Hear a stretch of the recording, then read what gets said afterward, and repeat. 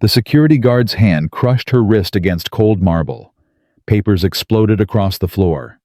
"You people always think you can." His words died as her badge wallet fell open, revealing the truth that would destroy him. But he didn't stop. The attack continued as 12 phones rose in silent witness. What happened next didn't just end one man's career, it exposed a conspiracy that reached into boardrooms across America. This is the story of Detective Maya Washington. Stay until the end and comment your city so I can see how far this truth travels. The morning sun cut through Washington, D.C.'s October sky like a promise. Detective Maya Washington sat in her unmarked Crown Victoria outside First National Bank on Constitution Avenue, staring at the envelope in her hands. The paper was cream-colored expensive, the kind her grandmother would have called fancy folk paper. Inside was a check for $68,000. Maya's throat tightened. 3 months. It had been 3 months since Grandma Lorraine's funeral. 3 months since she'd held that papery hand one last time. 3 months since she'd heard that voice say, "Baby girl, you make something beautiful with this. You hear me? Something that lasts." 2 generations of cleaning houses. 2 generations of yes ma'am and no sir, and knees worn raw on other people's floors. All of it converted into this single piece of paper. Maya checked her reflection in the rearview mirror. Professional. That's what she needed to be today. Her natural hair was pulled back into a neat bun. Small gold studs in her ears, nothing flashy. Navy blazer over a cream blouse. She looked exactly like what she was, a decorated detective with the Metropolitan Police Department, 5 years on the force, 2 commendations for bravery, and a case closure rate that made her captain brag at departmental meetings. She stepped out of her car at 10:47 a.m. The October air carried that peculiar D.C. mixture of falling leaves and diesel exhaust. First National Bank rose before her, all glass and granite and old money confidence. She'd been banking here for 3 years, ever since she'd made detective, and felt like maybe finally she belonged in places like this. The revolving door whispered as she entered. Immediately, the temperature dropped 15 degrees. Banks always felt like mausoleums to Maya, all that marble and silence, and the hushed voices of people discussing money in reverential tones. The lobby stretched before her like a cathedral, to capitalism's soaring ceilings, Art Deco light fixtures, leather chairs arranged in conversational clusters for clients who came here to discuss portfolios, not paychecks. She walked toward the premium service counter, her heels clicking against Italian marble. Around her, the usual Tuesday morning crowd, a silver-haired man in a suit that cost more than her monthly salary, arguing quietly with a mortgage officer about interest rates. A young couple, nervous and excited, clutching folders that probably contained their first home loan application. A woman in pearls depositing what looked like a stack of dividend checks without even glancing at the amounts. Maya didn't see Brad Thompson watching her. She didn't notice how his eyes had locked onto her the moment she crossed the threshold. She didn't catch the way his jaw tightened or how his hand drifted toward the radio on his belt. But Brad Thompson saw her. Oh, he saw her. 23 years. That's how long Brad had worked security, 11 years at shopping malls, 5 years at a courthouse, 7 years here at First National. 23 years of watching people, profiling people, deciding in split seconds who belonged and who didn't. His trainers at Sentinel Security Services had taught him well. Trust your gut. Watch for anomalies. A person who doesn't fit the environment is a person who might be there to cause trouble. And to Brad Thompson's gut, Maya Washington didn't fit. Too young, too casual in her walk despite the professional clothes. He didn't finish the thought explicitly, even in his own mind, but it was there, humming beneath every other observation, like a baseline of prejudice played so long it sounded like truth. He moved closer, positioning himself near the premium counter. His hand rested on his belt, not on his weapon, not yet, but close enough. Ready. Maya approached the counter with a smile for Jennifer Chen, the personal banker she'd worked with before. Jennifer looked up, and her face brightened with recognition. "Detective Washington, how lovely to see you. How can I help you today?" "Hi, Jennifer. I need to make a deposit." Maya withdrew the envelope from her purse, careful and reverent. It's from my grandmother's estate." Jennifer's expression softened immediately. "I'm so sorry for your loss." "Thank you." Maya opened the envelope, slid the check across the marble counter. "She wanted me to have this, for a house," she said, "a place with a garden." Jennifer picked up the check, glanced at it, and smiled. $68,000. That's a beautiful down payment. Your grandmother must have worked very hard. 2 generations worth of hard. Maya's voice caught slightly. Her mother started cleaning houses in 1947. Grandma Lorraine continued until she was 73 years old. This is... She stopped, composed herself. This is everything they saved. Behind her, Brad Thompson's radio crackled softly. He stepped closer, close enough to see the check in Jennifer's hand. Close enough to see the amount. His eyes narrowed. "Excuse me." His voice cut through the quiet conversation like a blade. "Ma'am, I need to see some identification." Maya turned surprised. Brad Thompson stood 3 feet away, his stance wide, his expression hard. He was maybe 55, with the kind of weathered face that suggested he'd spent time in the military or law enforcement somewhere that had taught him to stand like that, with authority borrowed from a uniform. "I'm sorry." Maya kept her voice level, professional. "Identification. I need to see it." His hand moved to rest on his radio. "There's a procedure for large deposits." Jennifer looked up, confused. "Mr. Thompson?" "Detective Washington is a regular client. I have her information right here in the... I'm handling this Ms. Chen." Brad's voice didn't rise, but it hardened. "Ma'am, your ID, now." Something cold settled in Maya's stomach. She knew this feeling. Every black person in America knew this feeling. That sudden awareness that the air had changed, that you'd been marked, that no matter what you did or said next, someone had already decided you didn't belong. Of course. She kept her movements slow, deliberate. She reached into her purse, withdrew her driver's license, and handed it to him. "Here." Brad took it, glanced at it for maybe 2 seconds. "This checks out," he said, but he didn't sound satisfied. His eyes drifted back to the check on the counter. "That deposit. Where'd you get that kind of money?" The lobby seemed to contract. 2 other customers had stopped their conversations, were watching now. The young couple applying for their home loan. An older woman in a Chanel suit paused halfway through signing a document. "I beg your pardon." Maya's voice remained calm, but something in her detective's brain had activated the part that observed, cataloged, prepared for what came next. "It's a legitimate question." Brad crossed his arms over his chest, the gesture making him seem larger, more imposing. Young woman walks in with a check for $68,000. That raises questions. That raises a lot of questions.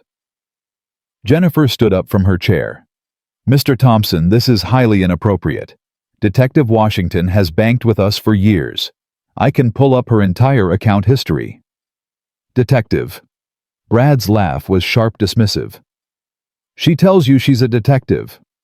"I am a detective." Maya's hand moved toward her blazer pocket where she kept her badge. "With the Metropolitan Police Department. If you'll just let me..." "Keep your hands where I can see them." Brad's voice exploded across the lobby. Every conversation stopped. Every head turned. "Don't reach for anything." Maya froze, her hand still extended toward her pocket. Around them, the air crystallized into something dangerous. She could see it happening in real time. Brad Thompson's face, flushing red, his breathing accelerating, his hand now hovering near the tactical baton on his belt. This was escalating, fast. "Sir, I'm going to keep my hands visible." Maya raised both hands slowly, palms out. Her training kicked in, de-escalation protocol, the same techniques she'd used 100 times on the street. "I'm reaching for my police identification, that's all. My badge wallet is in my left inside pocket. I'm going to retrieve it slowly so you can verify my identity. Okay. I'll tell you what's okay. Brad moved closer, and Maya caught it, that smell of coffee and cigarettes, and something else, something acrid. Fear. No, not fear. Conviction. The absolute certainty that he was right, that she was wrong, that this was the moment he'd been trained for. Mrs. Eleanor Hartwell. 73 years old, retired elementary school teacher, had been sitting in one of the leather chairs near the window reading a magazine while waiting for her appointment with a financial advisor. She looked up when Brad's voice rose. She saw the young woman poised, professional hands raised in a gesture of compliance, and she saw the security guard red-faced and aggressive. Eleanor had taught for 47 years. She'd seen this dance before. Different decade, different bank, same ugly choreography. Her hand moved to her purse, found her phone, and without looking away from the scene unfolding before her, she pressed record. "Jennifer, call your manager." Maya kept her voice steady, kept her eyes on Brad. "And call Captain Elena Martinez at Metro PD. Tell her Detective Maya Washington needs backup." "You don't need backup." Brad's hand closed around her wrist. "You need to answer some questions about this fraudulent check." The touch was like an electric shock. Maya's entire body went rigid. "Sir, remove your hand from my person, right now." "I don't think so." His grip tightened. "I think you're going to come with me to the security office while we sort this out. I think this check is from my grandmother's estate." Maya's voice remained calm, but something had shifted in her eyes, a hardness that came from years of dealing with men who thought they could put their hands on her. "It was legally transferred to me through her will. I have documentation. And you need to remove your hand right now." James Morrison, 36, corporate attorney with Kellerman & Associates, had been in the mortgage officer's cubicle discussing a refinancing when he heard the commotion. He stood up, looked over the partition, and recognized Maya immediately. 6 months ago, she'd been the lead detective on an assault case involving his firm's managing partner's daughter. She'd been professional, thorough, compassionate. She'd put 2 men in prison. And now she was being accosted in a bank lobby by a security guard who clearly had no idea who he was dealing with. James pulled out his phone and started recording. "You people always think you can come into places like this." Brad's voice rose, and he pulled on Maya's wrist, trying to force her toward the security office near the back of the lobby. Maya resisted, her feet planted. Papers from the counter scattered across the marble floor. The check, her account statements, the documentation from her grandmother's estate attorney. "Let go of me." 3 words spoken with absolute authority. "Right now." Brad's other hand moved to her upper arm. "You're coming with..." And that's when Maya's badge wallet fell from her blazer pocket, landing on the marble floor with a distinctive thud. The leather case popped open, revealing the gold shield inside the MPD insignia, catching the light like an accusation. For one frozen second, everyone in the lobby stared at it. The badge seemed to glow against the dark marble, impossible to ignore, impossible to explain away. Brad saw it. His eyes widened, but his hands didn't release her. And that was his fatal mistake. Because instead of stopping, instead of apologizing, instead of recognizing that he'd made a catastrophic error in judgment, Brad Thompson's 23 years of unchecked authority and buried prejudice chose a different path. His grip tightened. He yanked her forward. And when Maya stumbled, when her heel caught on the scattered papers, he shoved her. Hard. Maya's back slammed against the ATM vestibule wall. The impact drove the air from her lungs. Pain exploded across her shoulder blades. For a moment, everything went white. "Oh my God!" someone screamed. A woman's voice, high and horrified. "Are you insane?" That was Jennifer rushing around the counter. "That's Detective Washington. She's been a client here for 3 years. I've processed her payroll deposits from Metro PD." But Brad wasn't listening. His hand was on his baton, now pulled halfway from its holder, his face twisted into something ugly and afraid. She was resisting. You all saw it. She was... There are 12 people recording you right now."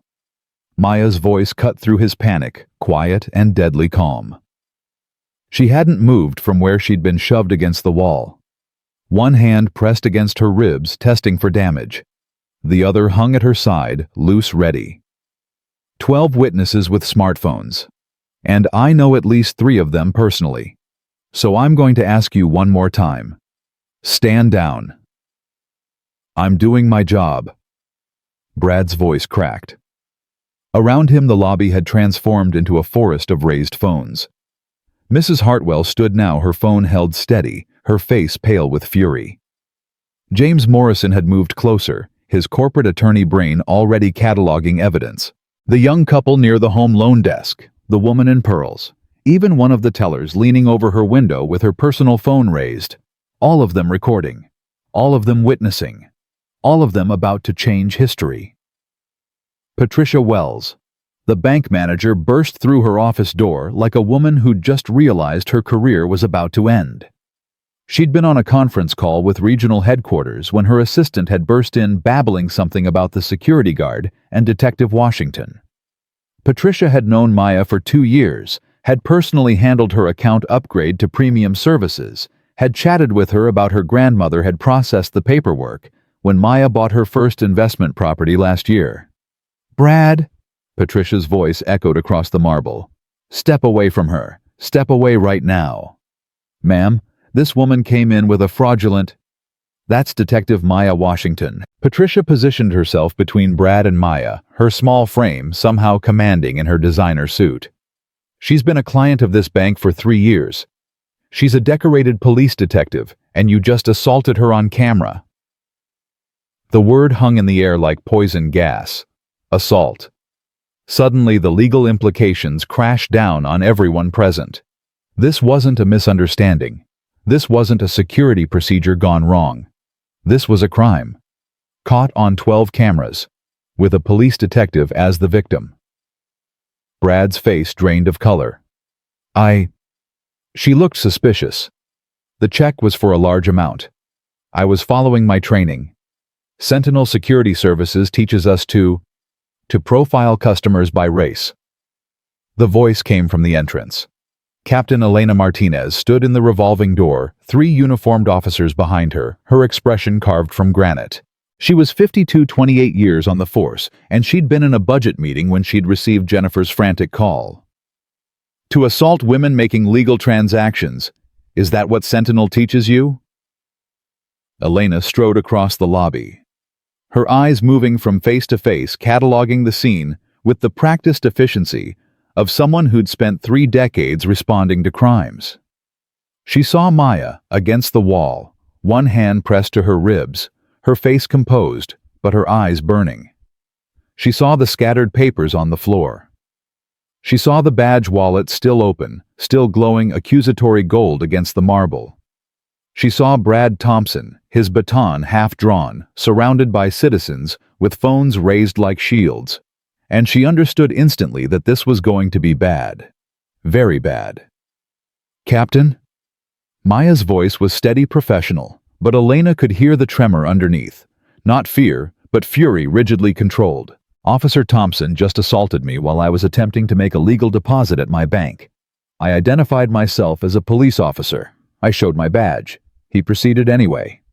There are multiple witnesses and video evidence." "I see that." Elena turned to Brad. "Mr. Thompson, place your baton on the ground and step away from Detective Washington." "Captain Martinez, I was following protocol. This woman came in with a suspiciously large check. My training says..." "Your training says nothing about putting your hands on a police detective conducting legal banking business." Elena's voice could have cut glass. "Your training says nothing about assault. Now place your weapon on the ground before this gets worse for you." Brad's hand shook as he lowered his baton to the floor. The clatter of metal on marble seemed obscenely loud in the silence. Elena nodded to one of the uniformed officers. "Collect that. Photograph its position." She turned to another officer. "Start taking witness statements. I want every phone video preserved as evidence." Then finally to Maya. "Detective Washington, do you require medical attention?" Maya pushed off from the wall, testing her balance. Everything hurt: her wrist, where Brad had grabbed her back, where she'd hit the wall, her ribs, where the impact had compressed. But nothing felt broken. "I'll need documentation of injuries for the report, but I can walk." "Ambulance is already on its way." Elena moved closer, dropped her voice. "Maya, are you okay? Really okay?" For the first time since the assault began, Maya's composure cracked. "Just a little. Just enough." "He put his hands on me, Captain. I showed him my badge and he put his hands on me." "I know, Detective, I know." Elena squeezed her shoulder gently. "And everyone here saw it. Everyone recorded it. He's done. You understand, his career ends today." Maya's laugh was bitter. "Just his, or does this go deeper?" Elena's eyes sharpened. "What do you mean?" "He said he was following his training. He mentioned Sentinel Security Services specifically. Captain, if they're training guards to profile customers." Maya gestured at the lobby, at the marble and leather and Art Deco elegance. "How many other places? How many other people?" Elena was quiet for a moment, her tactical mind already 3 steps ahead. "That's a good question, Detective. That's a really good question." She raised her voice. "Mr. Thompson, I'm placing you under arrest for assault and civil rights violations." "Civil rights?" Brad's voice pitched high with panic. "This is just a misunderstanding. I thought—" "You thought a young black woman didn't belong at the premium counter of a bank." This from Mrs. Hartwell, who'd moved closer, her phone still recording her retired teacher's voice, ringing with the authority of someone who'd spent 47 years correcting wrongdoing. "You thought her check must be fraudulent because of the color of her skin. You thought you had the right to put your hands on her even after she identified herself as a police officer. That's not a misunderstanding, young man. That's a crime." The silence that followed was profound. Even Brad seemed to hear it, the sound of his world ending, his certainty, crumbling, his future, collapsing into legal consequences and unemployment, and the specific shame of being exposed on camera as exactly what he'd always privately been. One of the uniformed officers produced handcuffs. The click of metal on Brad's wrists punctuated the end of one story and the beginning of another. Patricia Wells stood in the middle of her bank's lobby, watching her security guard, her recently hired, supposedly thoroughly vetted security guard, being arrested. She was already thinking about lawsuits, about liability, about the phone call she'd have to make to corporate headquarters, about how this would look on the evening news. "Detective Washington, on behalf of First National Bank, I am profoundly sorry. This never should have happened.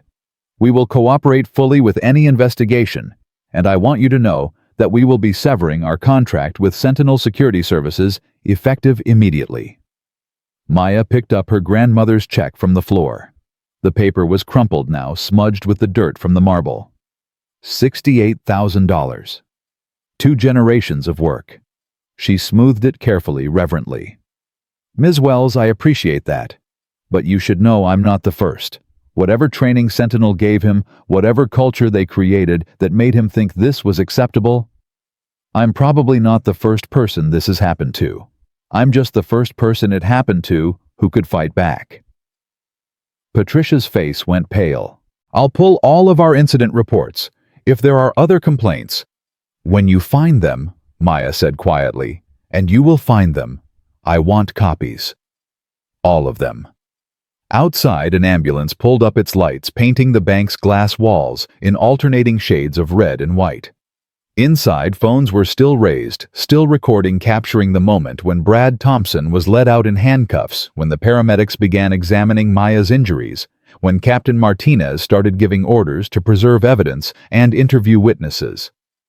James Morrison approached Maya carefully. "Detective Washington, I'm James Morrison, corporate attorney. You handled the assault case for my firm 6 months ago, the managing partner's daughter." Maya looked up from where the paramedic was checking her blood pressure. Recognition flickered. "Mr. Morrison? Yes, I remember. I recorded everything, from the moment he grabbed your wrist to the moment the captain arrested him. I want you to know that video is yours. Anything you need for your case, Anything you need to take this further, I'm here. Thank you. Maya's voice was thick suddenly. Thank you for seeing, for recording, for... She gestured helplessly at the phone in his hand.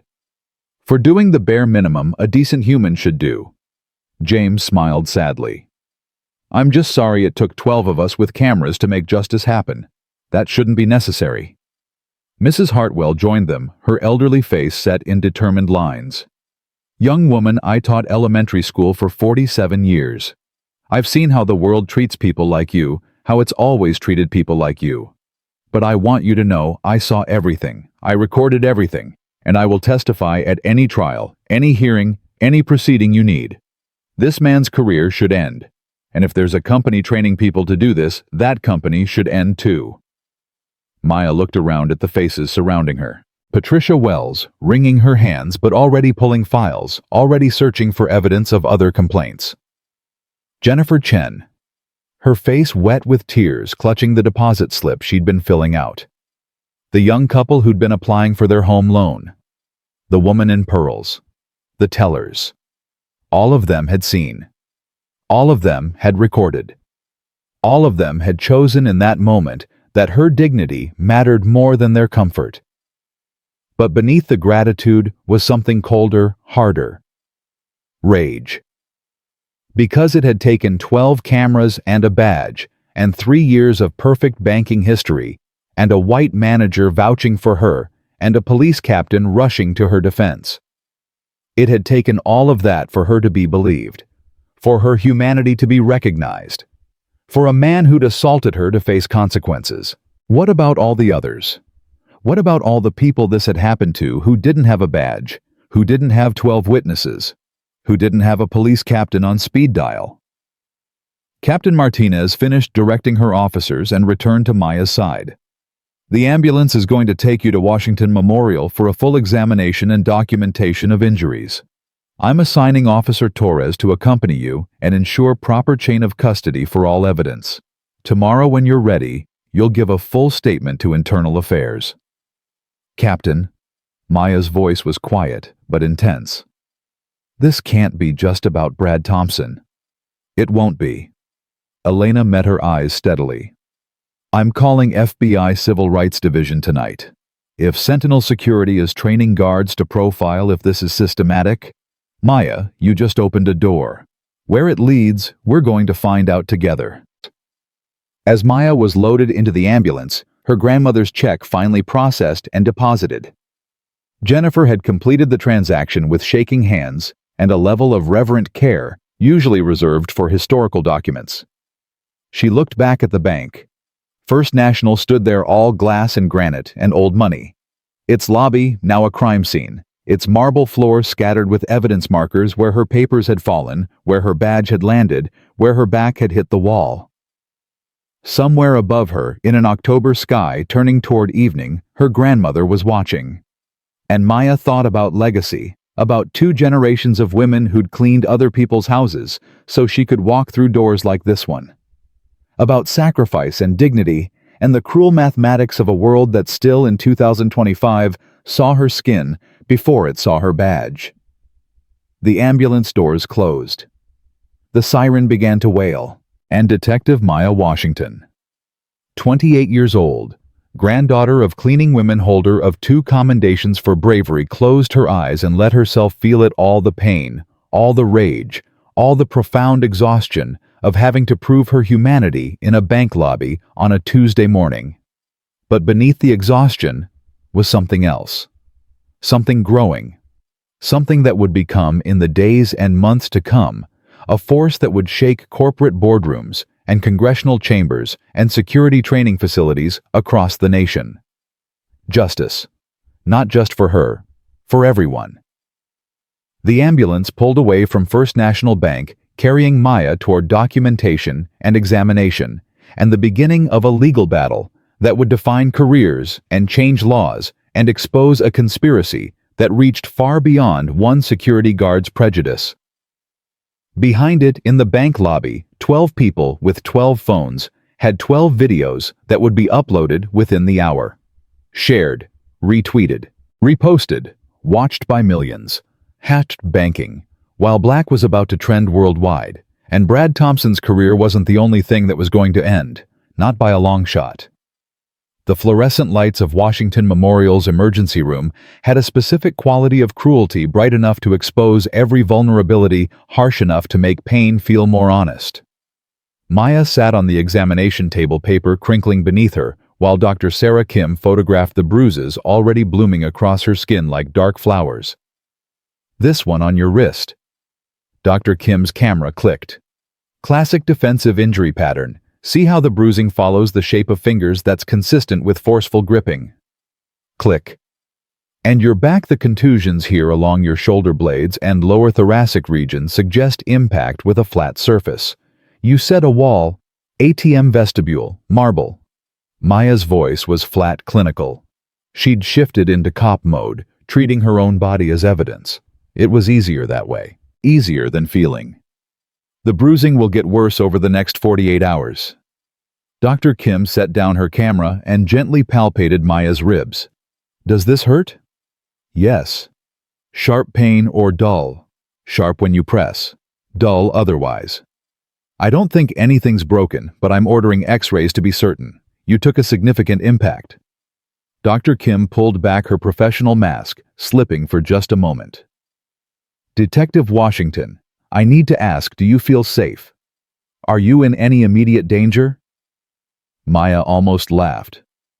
The irony was too perfect. "The man who assaulted me is in custody. I'm probably the safest I've been all day." Dr. Kim didn't smile. "That's not what I'm asking. You're a Black woman who was assaulted by security for the crime of banking. That trauma doesn't end when the handcuffs click. So I'm asking again, do you feel safe?" The question cracked something in Maya's carefully constructed composure. She looked down at her hands, at the darkening bruise circling her left wrist like a twisted bracelet. "I showed him my badge.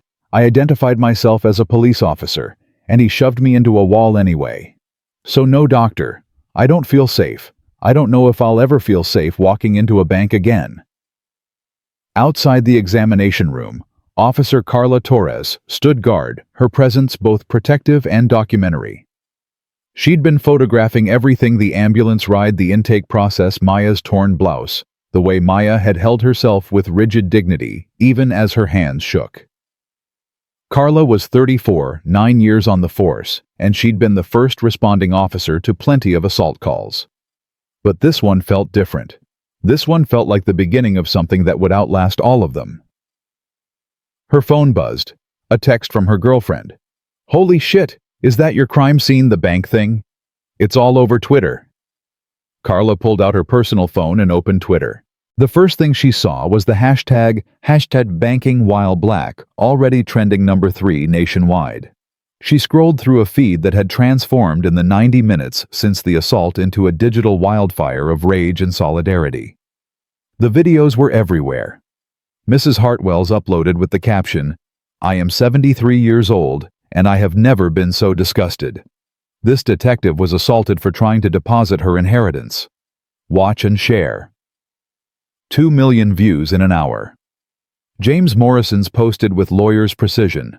Full documentation of assault by Sentinel Security Services employee Brad Thompson on MPD Detective Maya Washington at First National Bank.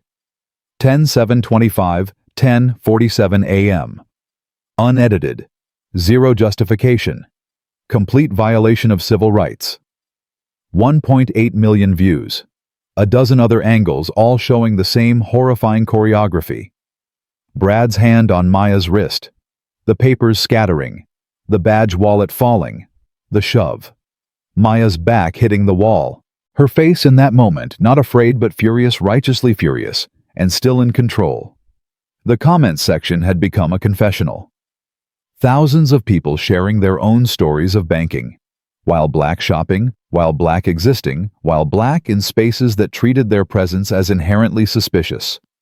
The pain was oceanic, endless, and Maya's assault had somehow punctured a dam that had been straining for decades. Carla knocked softly on the examination room door. "Detective Washington, you need to see this." Maya took the phone. watched her own assault play out on a 3-inch screen. Watched it again from a different angle, and another. The comments blurred past rage solidarity, demands for justice, people tagging their representatives, journalists requesting interviews, celebrities amplifying the message. 2.3 million people have seen this, Carla said quietly. In 90 minutes.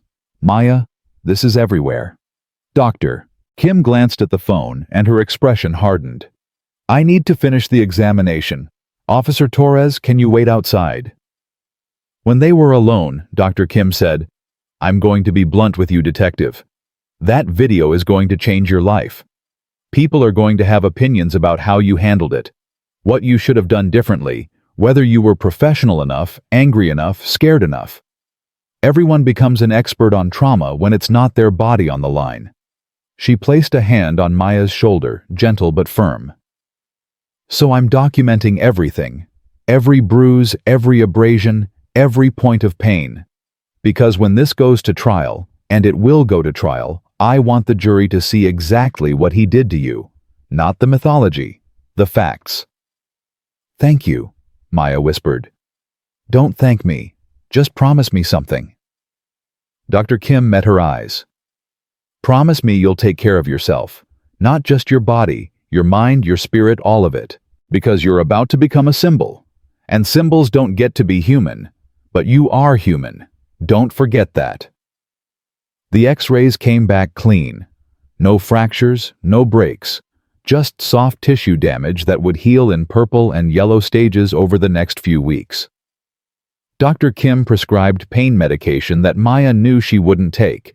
Cops didn't take pills, didn't show weakness, didn't admit that pain was anything more than an inconvenience, documented everything in meticulous detail, and discharged her with instructions to follow up if the pain worsened. It was 2:47 p.m. when Maya finally left the hospital. Captain Martinez was waiting in the lobby, 2 cups of coffee in hand. She offered one to Maya without a word. Decaf, Elena said. You don't need caffeine on top of adrenaline, trust me. They sat in the hospital lobby, 2 cops drinking bad coffee, while around them, the ordinary chaos of an emergency room continued: crying children, anxious families, the intercom calling doctors to various crises. Normal life somehow still happening, while Maya's world tilted on its axis. I talked to FBI Civil Rights Division, Elena said. Special Agent Marcus Webb is flying in from New York tonight. He wants to meet with you tomorrow. That fast. Maya, you're not just a victim. You're a cop who was assaulted while following protocol by a security guard who was allegedly following his protocol. That suggests institutional failure, at minimum conspiracy, at worst. Elena took a sip of coffee, grimaced. The FBI's been looking at Sentinel Security Services for 18 months. Nothing solid, just whispers, complaints that get buried, incidents that get settled quietly, a pattern of aggressive behavior toward minority customers. You might have just given them the case they've been building. Maya processed this. 18 months. How many people did this happen to while they were investigating? I don't know, but we're going to find out. Elena's phone buzzed. She glanced at it, swore softly. The commissioner wants a press conference. Tonight. You up for it? Every instinct Maya had screamed no. She wanted to go home, take a shower, hot enough to scald away the feeling of Brad Thompson's hands on her skin, and sleep for approximately 1,000 years. But she was also a cop. She understood optic strategy, the importance of controlling the narrative before the narrative controlled you. What's the angle? She asked. You're the face of professionalism under pressure. You followed protocol. You identified yourself. You de-escalated. You did everything right, and you still got assaulted. We contrast that with Brad Thompson's complete failure of judgment training and basic human decency. Elena's expression was strategic, calculating. We make it clear that this isn't about one bad actor. This is about a security company that creates bad actors through systematic training and prejudice. Maya stared into her coffee. You want me to be the symbol Dr. Kim warned me about. I want you to be what you've always been, a damn good detective who won't let injustice slide. Elena softened slightly. But if you're not ready, If you need time. No. Maya set down her coffee. If I hide, the story becomes about my weakness instead of his crime. We do the press conference, tonight. But Captain, I'm not doing this alone. I want Mrs. Hartwell there, and James Morrison, and anyone else who witnessed it. This isn't just my story, it's theirs too. Elena smiled fierce and proud. That's my detective. By 6 p.m., the press conference room at MPD headquarters was packed beyond capacity. Every local news station had sent crews. National networks had picked up the feed. The New York Times, Washington Post, CNN, MSNBC. All of them jockeying for position, their cameras creating a forest of lenses pointed at the podium like accusations. Maya stood backstage with Eleanor Hartwell, James Morrison, Jennifer Chen, and 3 other witnesses from the bank. Patricia Wells had wanted to attend, but her lawyers had advised against it. The bank's liability was still being calculated, and anything she said could be used against First National in the civil suit that was surely coming. I've never done anything like this, Eleanor said, smoothing her dress nervously. I taught second graders for 47 years. The most public speaking I ever did was parent-teacher conferences. You're going to be great, Maya assured her. Just tell the truth. That's all anyone can do. James Morrison adjusted his tie. As a corporate attorney, he'd done plenty of press, but always from behind the shield of his firm's PR department, always with talking points carefully vetted by 6 different people. This felt naked, exposed. Do you think it'll matter? He asked Maya quietly. All these cameras, all these people watching, do you think anything actually changes?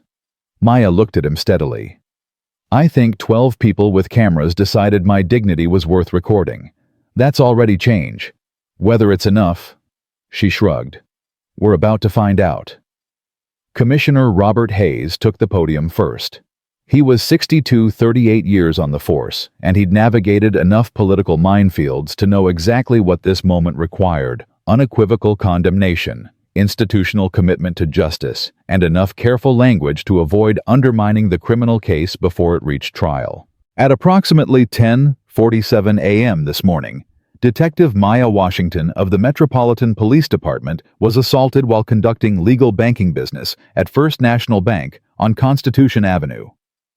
The assault was committed by security guard Brad Thompson, an employee of Sentinel Security Services, and was witnessed by multiple civilians who documented the incident on video. Mr. Thompson has been arrested and charged with assault and civil rights violations. He is currently being held pending arraignment. The press corps erupted with questions, but Hayes raised a hand. Detective Washington will make a brief statement. She will not be taking questions at this time, as this is an ongoing investigation. Maya stepped to the podium. The camera lights were blinding, reducing the audience to silhouettes and the occasional glint of lens. She'd changed into her dress uniform navy blue, with her badge pinned over her heart. Her 2 commendation ribbons precisely aligned her posture military straight. She looked like what she was: a cop. Professional, decorated, undeniable. My name is Detective Maya Washington. This morning I went to my bank to deposit a check from my late grandmother's estate, $68,000, the sum of 2 generations of labor saved so I could buy a house with a garden. Her voice was steady, clear. I was approached by security guard Brad Thompson, who demanded identification. I complied. I showed him my driver's license. When he continued to question the legitimacy of my check, I attempted to show him my police badge. He grabbed my wrist. He forcibly restrained me. And when I continued to identify myself as a police officer, he shoved me against a wall. She paused. Let that sink in. I did everything right. I was calm. I was compliant. I followed protocol, and I was still assaulted. The only thing I did wrong in Brad Thompson's eyes was being a young black woman at a premium banking counter. That was my crime. That was why he put his hands on me. The silence in the room was absolute. If this can happen to me, a detective with 5 years on the force, a badge, and witnesses what happens to everyone else, what happens to the people who don't have badges, who don't have 12 witnesses with cameras, who don't have a police captain on speed dial, Maya's hands gripped the podium. This isn't about one security guard's prejudice. This is about a system that trains people to see certain bodies as threats, that teaches guards to profile by skin color instead of behavior, that protects companies like Sentinel Security Services when their employees violate civil rights. She looked directly into the cameras. I'm standing here today because 12 strangers decided that justice mattered more than their comfort, because they pulled out their phones and they recorded, because they stayed and they testified, because they chose to see me as human. Her voice caught slightly. I'm asking everyone watching to make that same choice. See people as human. Record injustice. Speak up. Because that's how this changes. That's the only way this changes. Maya stepped back from the podium. Captain Martinez moved forward to introduce the witnesses, but Maya barely heard it. The adrenaline that had carried her through the last 8 hours was finally crashing, and she felt hollow, scraped clean, exhausted beyond measure. Eleanor Hartwell approached the microphone with the bearing of someone who'd spent 47 years commanding the attention of 7-year-olds. My name is Eleanor Hartwell. I am 73 years old. I watched this young woman get assaulted for the crime of banking, while Black and I recorded it because I have seen this pattern my entire life. I have watched this country promise equality while delivering humiliation. I watched it in 1963, and I'm watching it now in 2025. The technology changes, the uniforms change, the excuses change, but the hatred looks the same. Her voice rang through the press room like a bell. I'm a white woman. I have deposited checks larger than $68,000 dozens of times in my life. No security guard has ever questioned me. No one has ever demanded to see my identification multiple times. No one has ever put their hands on me. The difference between Detective Washington's experience and mine isn't behavior. It isn't suspicion. It's melanin. And if that doesn't enrage you, you're not paying attention. The press room exploded. Reporters shouted questions, cameras flashed, and Maya watched as a 73-year-old retired teacher became an unlikely icon of resistance. Eleanor looked over at Maya and winked a gesture so incongruous with the gravity of the moment that Maya almost laughed. James Morrison spoke next, his lawyer's precision cutting through emotion with facts. I recorded Detective Washington's assault from initial contact through arrest. The video shows clear escalation by Mr. Thompson, despite Detective Washington's repeated attempts at de-escalation and identification. I've reviewed assault case law for 15 years. This is textbook excessive force, false imprisonment, and civil rights violation. The fact that it happened in a bank lobby in broad daylight with multiple witnesses should terrify every American who's ever felt unsafe in their own skin. Jennifer Chen cried through her entire statement, apologizing repeatedly for the tears, while describing how she'd watched a valued customer, a friend, get brutalized for trying to deposit her grandmother's legacy. The other witnesses corroborated each, adding another layer of damning detail. By the time the press conference ended, at 7:30 p.m. Howard banking, while Black had become the #1 trend worldwide. The videos had been viewed over 50 million times. Celebrities were weighing in. Politicians were calling for investigations. And deep in the offices of Sentinel Security Services headquarters in Chicago, executives were having emergency meetings about damage control. But Maya didn't know any of that yet. She sat in Captain Martinez's office, eating cold pizza that someone had ordered, scrolling through her phone, with a kind of numb fascination at how her personal trauma had become public property. Her phone rang. An unknown number. She answered anyway. Detective Washington. This is Keisha Thompson. The voice broke. I was assaulted by a Sentinel security guard 2 years ago, at a department store in Atlanta. He said I was shoplifting. I wasn't. I was returning a birthday gift. He grabbed me, dragged me to the security office, strip-searched me. Found nothing because there was nothing to find. The store gave me a $500 gift card to keep quiet. I took it because I was 19 and scared, and I thought no one would believe me. Maya's hand tightened on the phone. I believe you. I saw your press conference. I saw you stand there in your uniform and tell the truth. And I thought," Keisha's voice steadied, "I thought maybe it's not too late. Maybe I can still tell my story. Maybe someone will finally listen." "Give me your contact information," Maya said. "All of it. And Keisha, you're not alone. I promise you're not alone." The call lasted 17 minutes. When it ended, Captain Martinez looked at Maya with knowing eyes. "That's not going to be the last call." She was right. By midnight, Maya had received 43 calls and emails from people sharing their stories of assault, humiliation, and discrimination by Sentinel security guards. Some recent, some decades old. Some wanted to press charges. Some just wanted someone to hear them, to validate that their pain had been real, their fear justified. Maya documented everything. Names, dates, locations, guard descriptions, company responses. A pattern emerged not just of individual prejudice, but of institutional protection.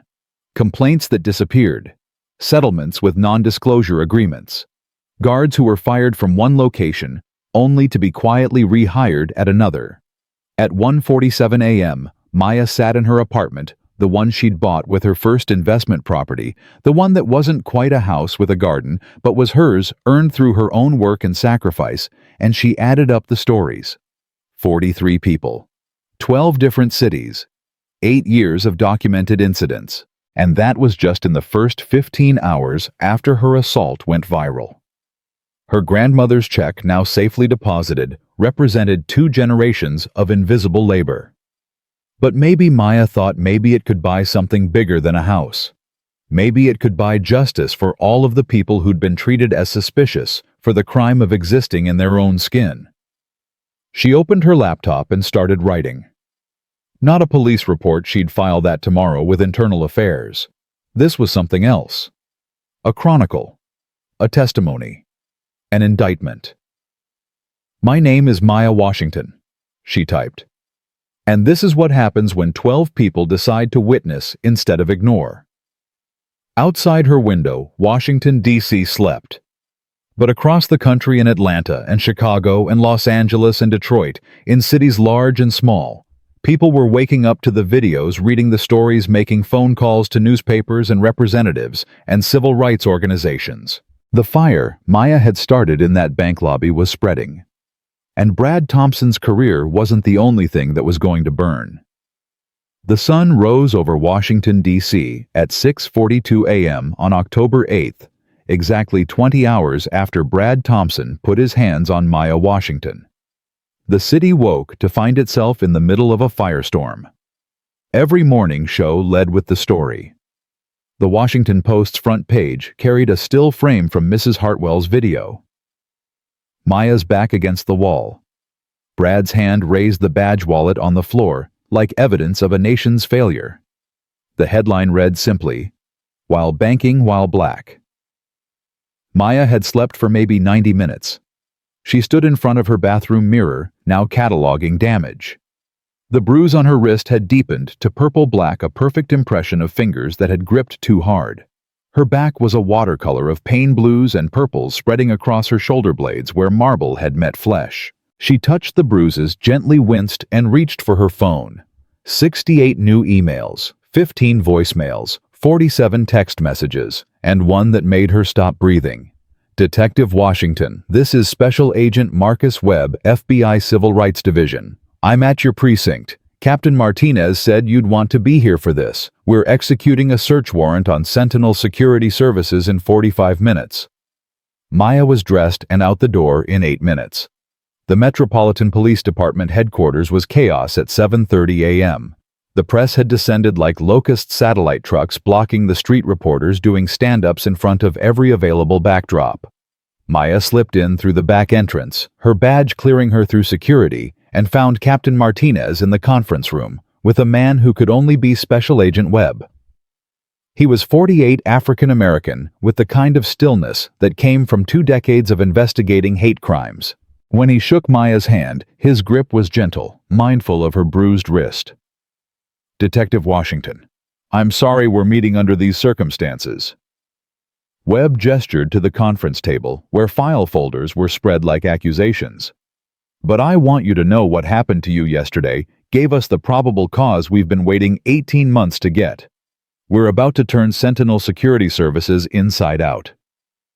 Maya sat, ignoring the pain in her back. "Captain Martinez said you've been investigating them. Since March of last year. Started with a complaint out of Detroit black teenager accused of shoplifting. Sentinel guard broke his arm. Kid was 13 years old buying his mother a birthday card. The guard claimed he was resisting. Sound familiar?" Webb's expression was granite. "We started pulling threads. Found complaints in 8 major cities. Always the same pattern: minority customers. Aggressive interventions, injuries dismissed as necessary force. But we couldn't prove coordination. Couldn't prove the company knew and encouraged it. Until yesterday." He opened one of the folders. "You remember what Brad Thompson said? I was following my training.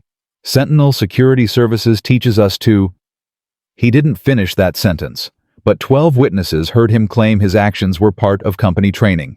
That's conspiracy. That's institutional liability. That's exactly what we needed.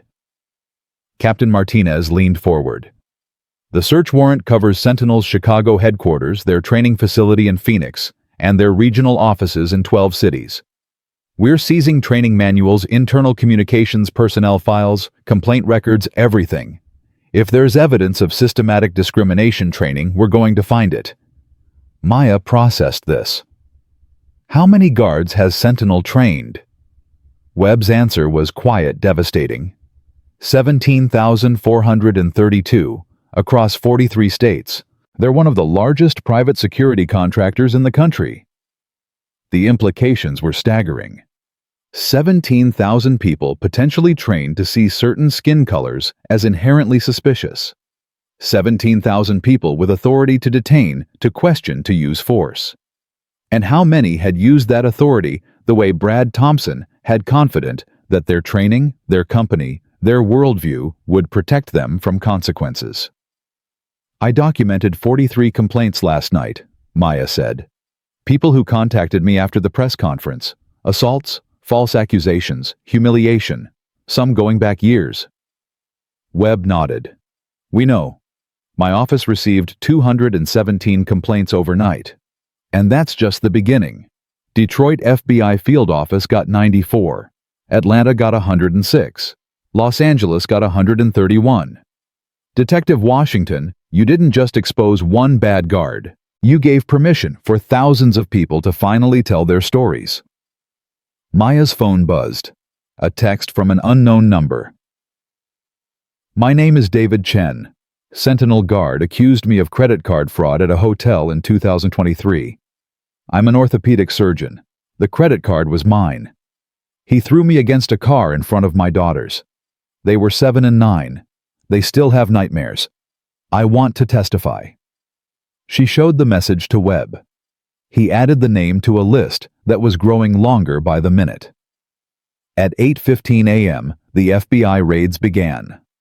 Maya watched the news feed on the conference room television as federal agents entered Sentinel's glass and steel headquarters in Chicago.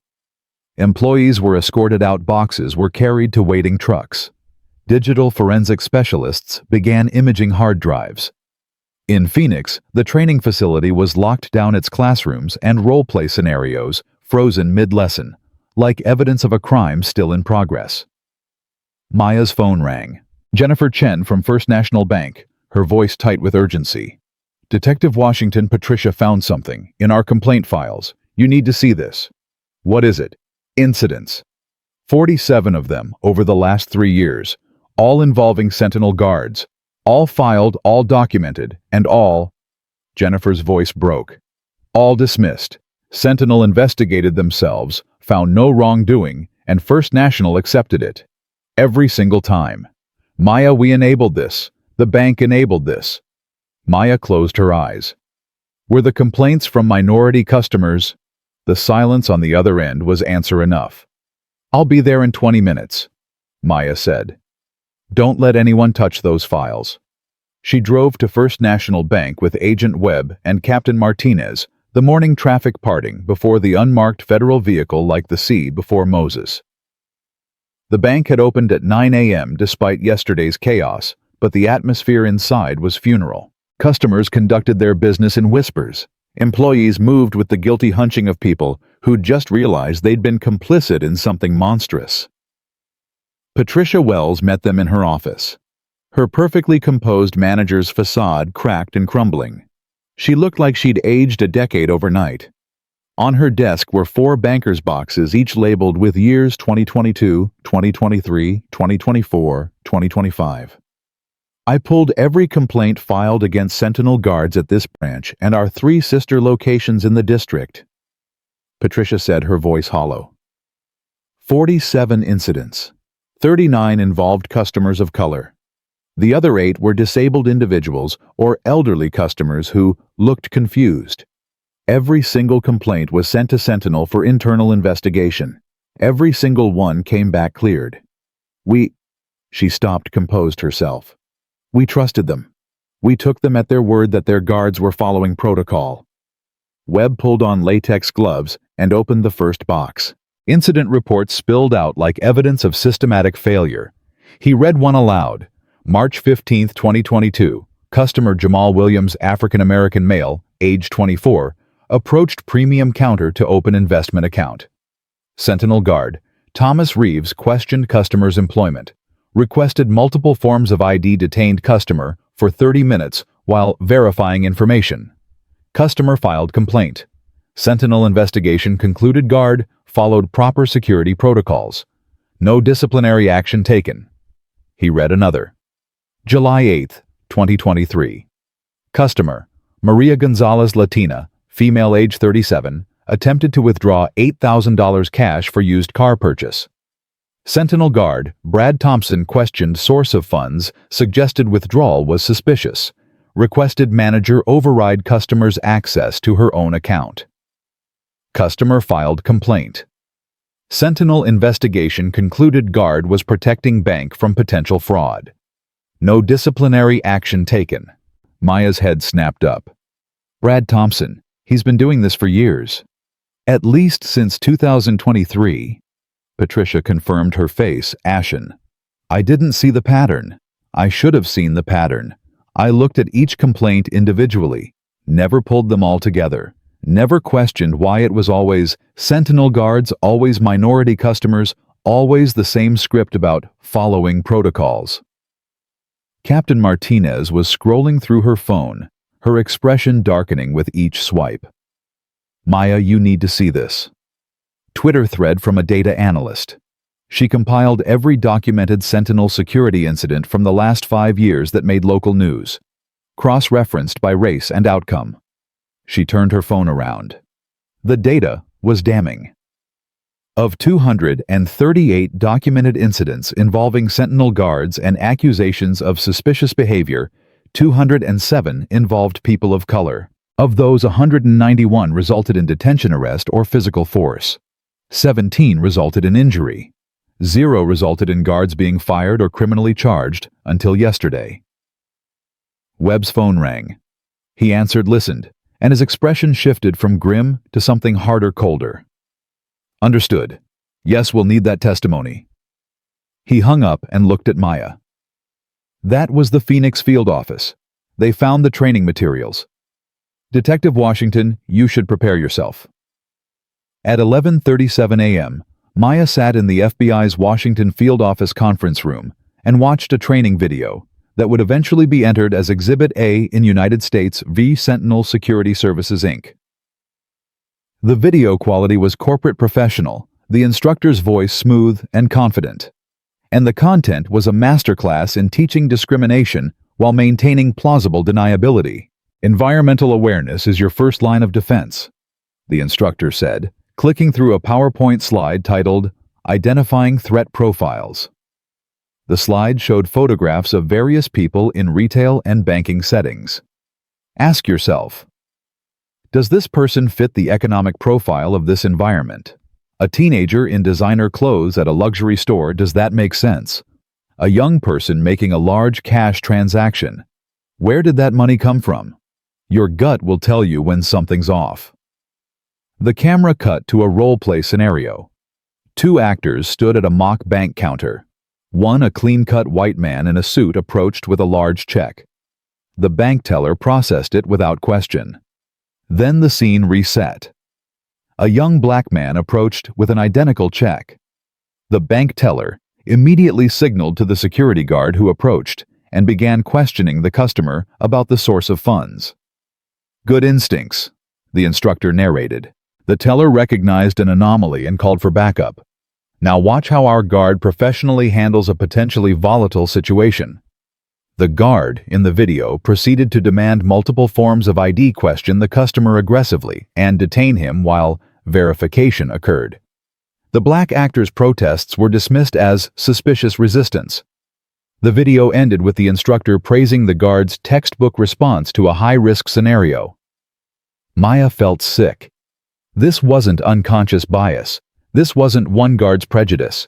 This was systematic, institutionalized racism packaged as professional training and sold to 17,000 people who now had corporate permission to treat black bodies as inherently criminal. Agent Webb stopped the video. "We found 40 hours of training materials like this. Every scenario featuring a minority customer ends in detention or confrontation. Every scenario featuring a white customer ends in polite service. The message is clear: certain people are threats until proven otherwise. That's not security training. That's discrimination with a badge." "How is this legal?" Maya's voice was raw. "How has this been happening for years without anyone stopping it?" "Because it's coded language," Webb explained. "They never explicitly say profile by race. They say trust your instincts, watch for anomalies. Consider whether someone fits the environment.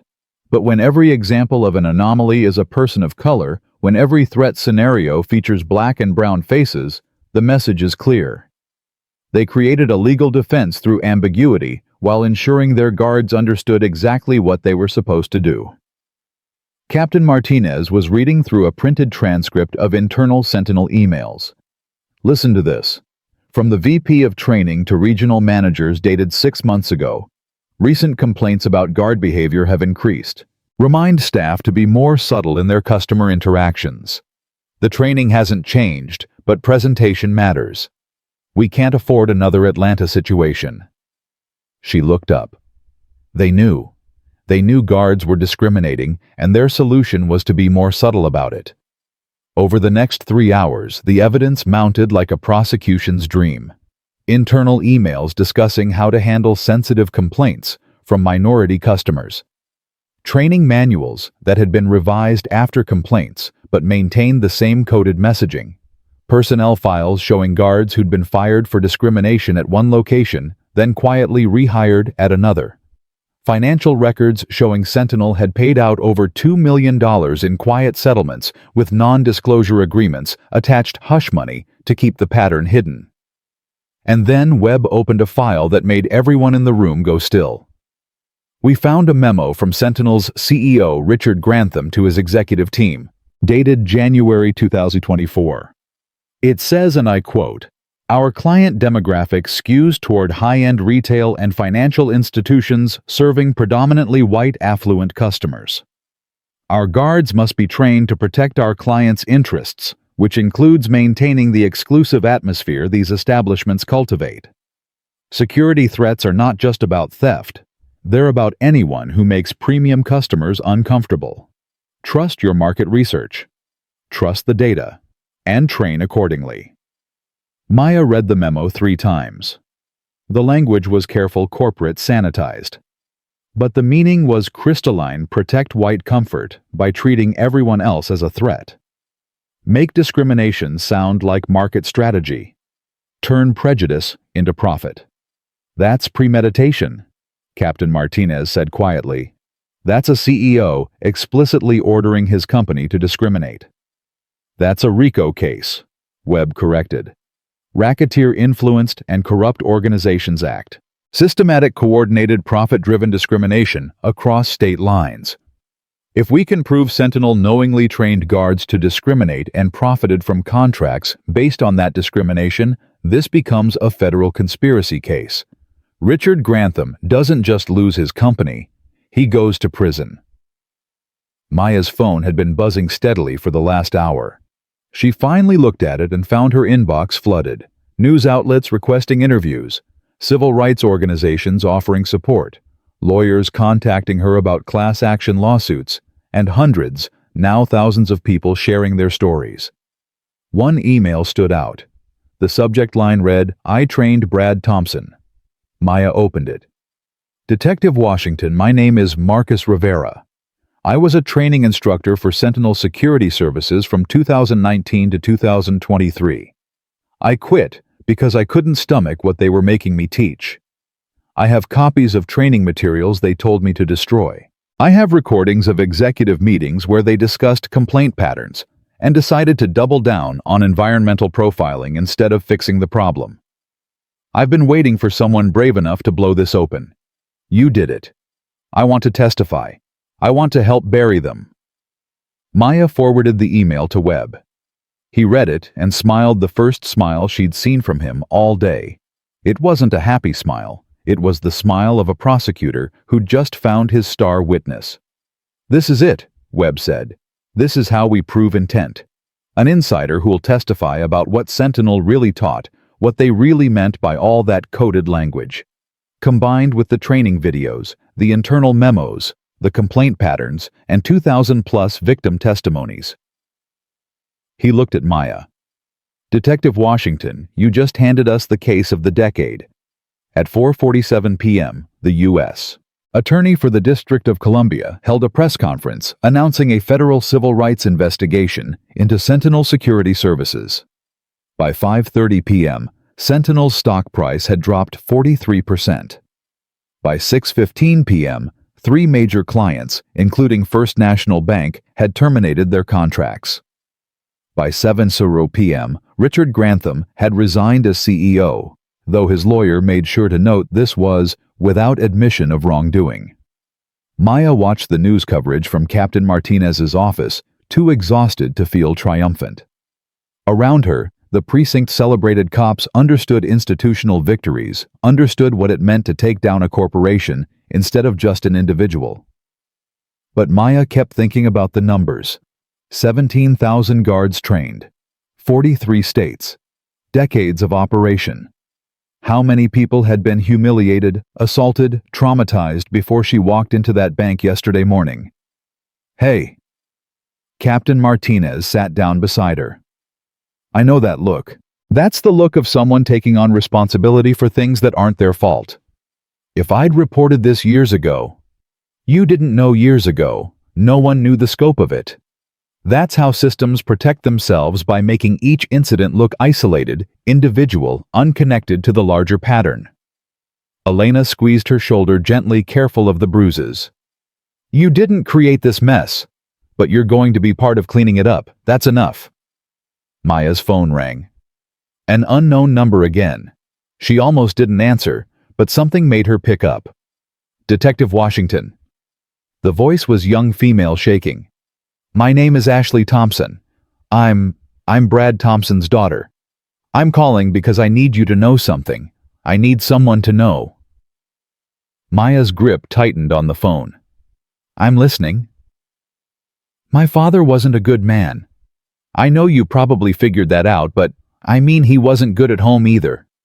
He used to say things about people, about why certain people were problems, about how the world was changing, and he was one of the good guys protecting normal people from..." Ashley's voice broke. "From people like you. I left home when I was 17 because I couldn't stand listening to it anymore. When I saw the videos yesterday, when I saw what he did to you, I wasn't surprised. I was just sad that it took this long for everyone else to see what I'd known my whole life. Ashley, I'm sorry for what you grew up with, for what you had to hear. Don't apologize to me. I'm calling to apologize to you. My father hurt you because of poison he was fed his whole life, and companies like Sentinel gave him permission to act on it. They made him think he was right, that his hatred was professionalism." Ashley took a shaky breath. "I want to testify. I want to tell a jury what he was really like, what he really believed." I want people to understand that what happened to you wasn't an accident. It was inevitable. And I want my father to face consequences for once in his miserable life." Maya closed her eyes, the daughter testifying against the father. Another kind of courage, another kind of justice. Thank you, Ashley, for calling, for being willing to speak truth. When the call ended, Maya sat in the gathering darkness of the precinct office and thought about legacy. Her grandmother's legacy of sacrifice, Brad Thompson's legacy of hatred, Sentinel's legacy of systematic oppression disguised as security. And now, maybe her own legacy not of victimhood, but of standing in that bank lobby and saying, "Call my captain," instead of fighting back, of giving 12 strangers the chance to witness, of letting truth expose itself through careful documentation instead of righteous rage. Agent Webb appeared in the doorway. "Detective Washington, I just got word from Phoenix. Marcus Rivera, the former training instructor, is flying to D.C. tomorrow. He wants to meet with you before he gives his formal testimony. Says you deserve to hear the truth first." Maya nodded. The truth. That's what this had always been about. Not revenge, not even justice exactly, but truth, spoken, documented, undeniable. Outside the precinct windows, night had fallen over Washington, D.C., but across the country in Chicago and Phoenix and Atlanta and Detroit, FBI agents were still combing through Sentinel Security Services files, still conducting interviews, still building the case that would eventually put 17 executives on trial and dismantle a corporation built on discrimination. And somewhere in homes and apartments and dorm rooms across America, people were watching the videos, reading the reports, and making a choice. The choice to see, the choice to witness, the choice to record injustice instead of scrolling past it. 12 people in a bank lobby had made that choice yesterday morning. Now millions were making it. And that, Maya thought, was how systems finally broke, not from a single hammer blow, but from enough people deciding that the foundation was rotten and refusing to keep pretending it was solid. Marcus Rivera arrived in Washington, D.C. on a cold October morning that felt more like November, the kind of weather that made people walk faster and pull their coats tighter. He was 34 years old, Mexican-American, and he looked like a man who hadn't slept well in 4 years. Maya met him at a coffee shop 3 blocks from FBI headquarters, a deliberately neutral location where they could talk before the formal interviews, the depositions, the testimony that would unravel everything Sentinel Security Services had built. "I've imagined this conversation 1,000 times," Marcus said, wrapping his hands around a cup of black coffee he hadn't yet tasted. "What I'd say to someone if I ever got the chance. How I'd explain what they made us do." Maya waited. She'd learned in 5 years of detective work that silence was often the best interviewer. "I started at Sentinel in 2019. Just out of graduate school degree in criminal justice, thought I was going to change the world through better security practices." His laugh was bitter. "The first month was normal standard security protocols, conflict de-escalation, legal boundaries of authority. Then they moved us to advanced training. That's when it changed." He pulled a flash drive from his pocket and placed it on the table between them, like evidence of original sin.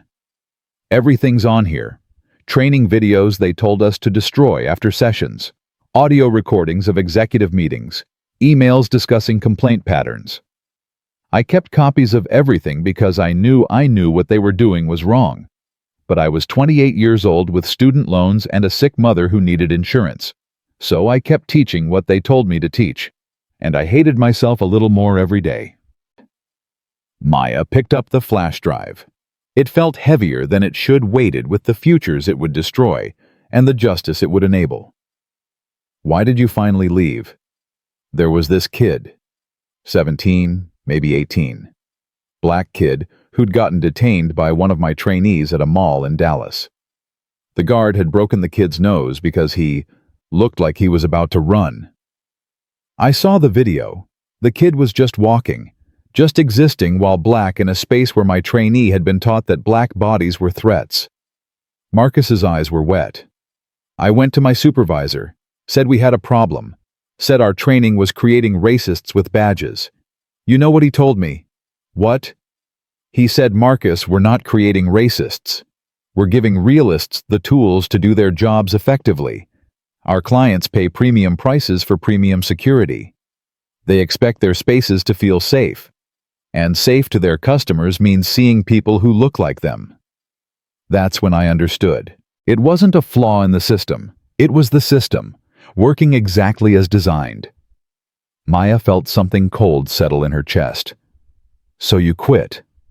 I quit. Took my evidence and disappeared. Spent 4 years trying to figure out how to expose them without destroying my own life in the process. And then I saw your video. Saw you take that hit and stay calm. Saw you give those 12 people the space to witness. And I thought, that's how you do it. That's how you make people see. He finally took a sip of his coffee. I'm ready to testify. Not just about Brad Thompson, but about all of it. The systematic training in discrimination. The executive orders to double down when complaints increased. The way they tracked intervention rates by guard and rewarded those who detained the most people. Everything. Rewarded. Maya's voice sharpened. They incentivized this. Marcus nodded. Guards who had high intervention rates, meaning they stopped, questioned, and detained lots of customers, got better performance reviews, higher pay, premium assignments. The company line was that these guards were proactive and vigilant. But when you looked at who they were stopping, the pattern was undeniable. They weren't stopping people committing crimes. They were stopping black people, brown people, anyone who didn't fit their client's demographic profile. He opened his laptop and pulled up a spreadsheet. I kept data. Over 3 years across 12 locations I trained guards for. I documented every detention that made it into company reports. 1,743 incidents, 1,587 involved people of color, a 91% bias rate. And Sentinel's response when I presented this to executive leadership. They said I was overthinking the numbers and bringing personal politics into professional assessment. Maya looked at the spreadsheet at the names and dates and brief descriptions of each incident. So many lives interrupted dignity, violated trauma, inflicted, all in service of making white customers feel safe by making everyone else feel threatened. There's a woman on here, Keisha Thompson. She called me 2 nights ago. Said a Sentinel guard strip-searched her at a department store in Atlanta. Marcus scrolled through the spreadsheet and stopped. October 15, 2023. I remember her complaint. She was 19, returning a birthday gift. The guard was one of mine. I'd trained him 6 months earlier. When the company investigated, they ruled it was appropriate response to suspected theft based on nervous behavior. I read the report and wanted to scream. A 19-year-old black girl being nervous around security was used as justification for violating her. That's when I started keeping the recordings. When I realized they'd never fix this because they didn't see it as broken. Maya closed the laptop. Special Agent Webb needs to see all of this. Today. How much evidence do you have total? 473 documents, 86 audio recordings, 40 hours of training videos, financial records showing the bonus structure, internal surveys where guards anonymously admitted they profiled by race because that's what corporate wanted. Detective Washington. I have enough evidence to prove conspiracy from the CEO down to regional managers. This isn't a few bad guards. It's institutional rot. They sat in silence for a moment. 2 people who'd been on opposite sides of a system, Maya as its target, Marcus as its reluctant architect, now united in tearing it down.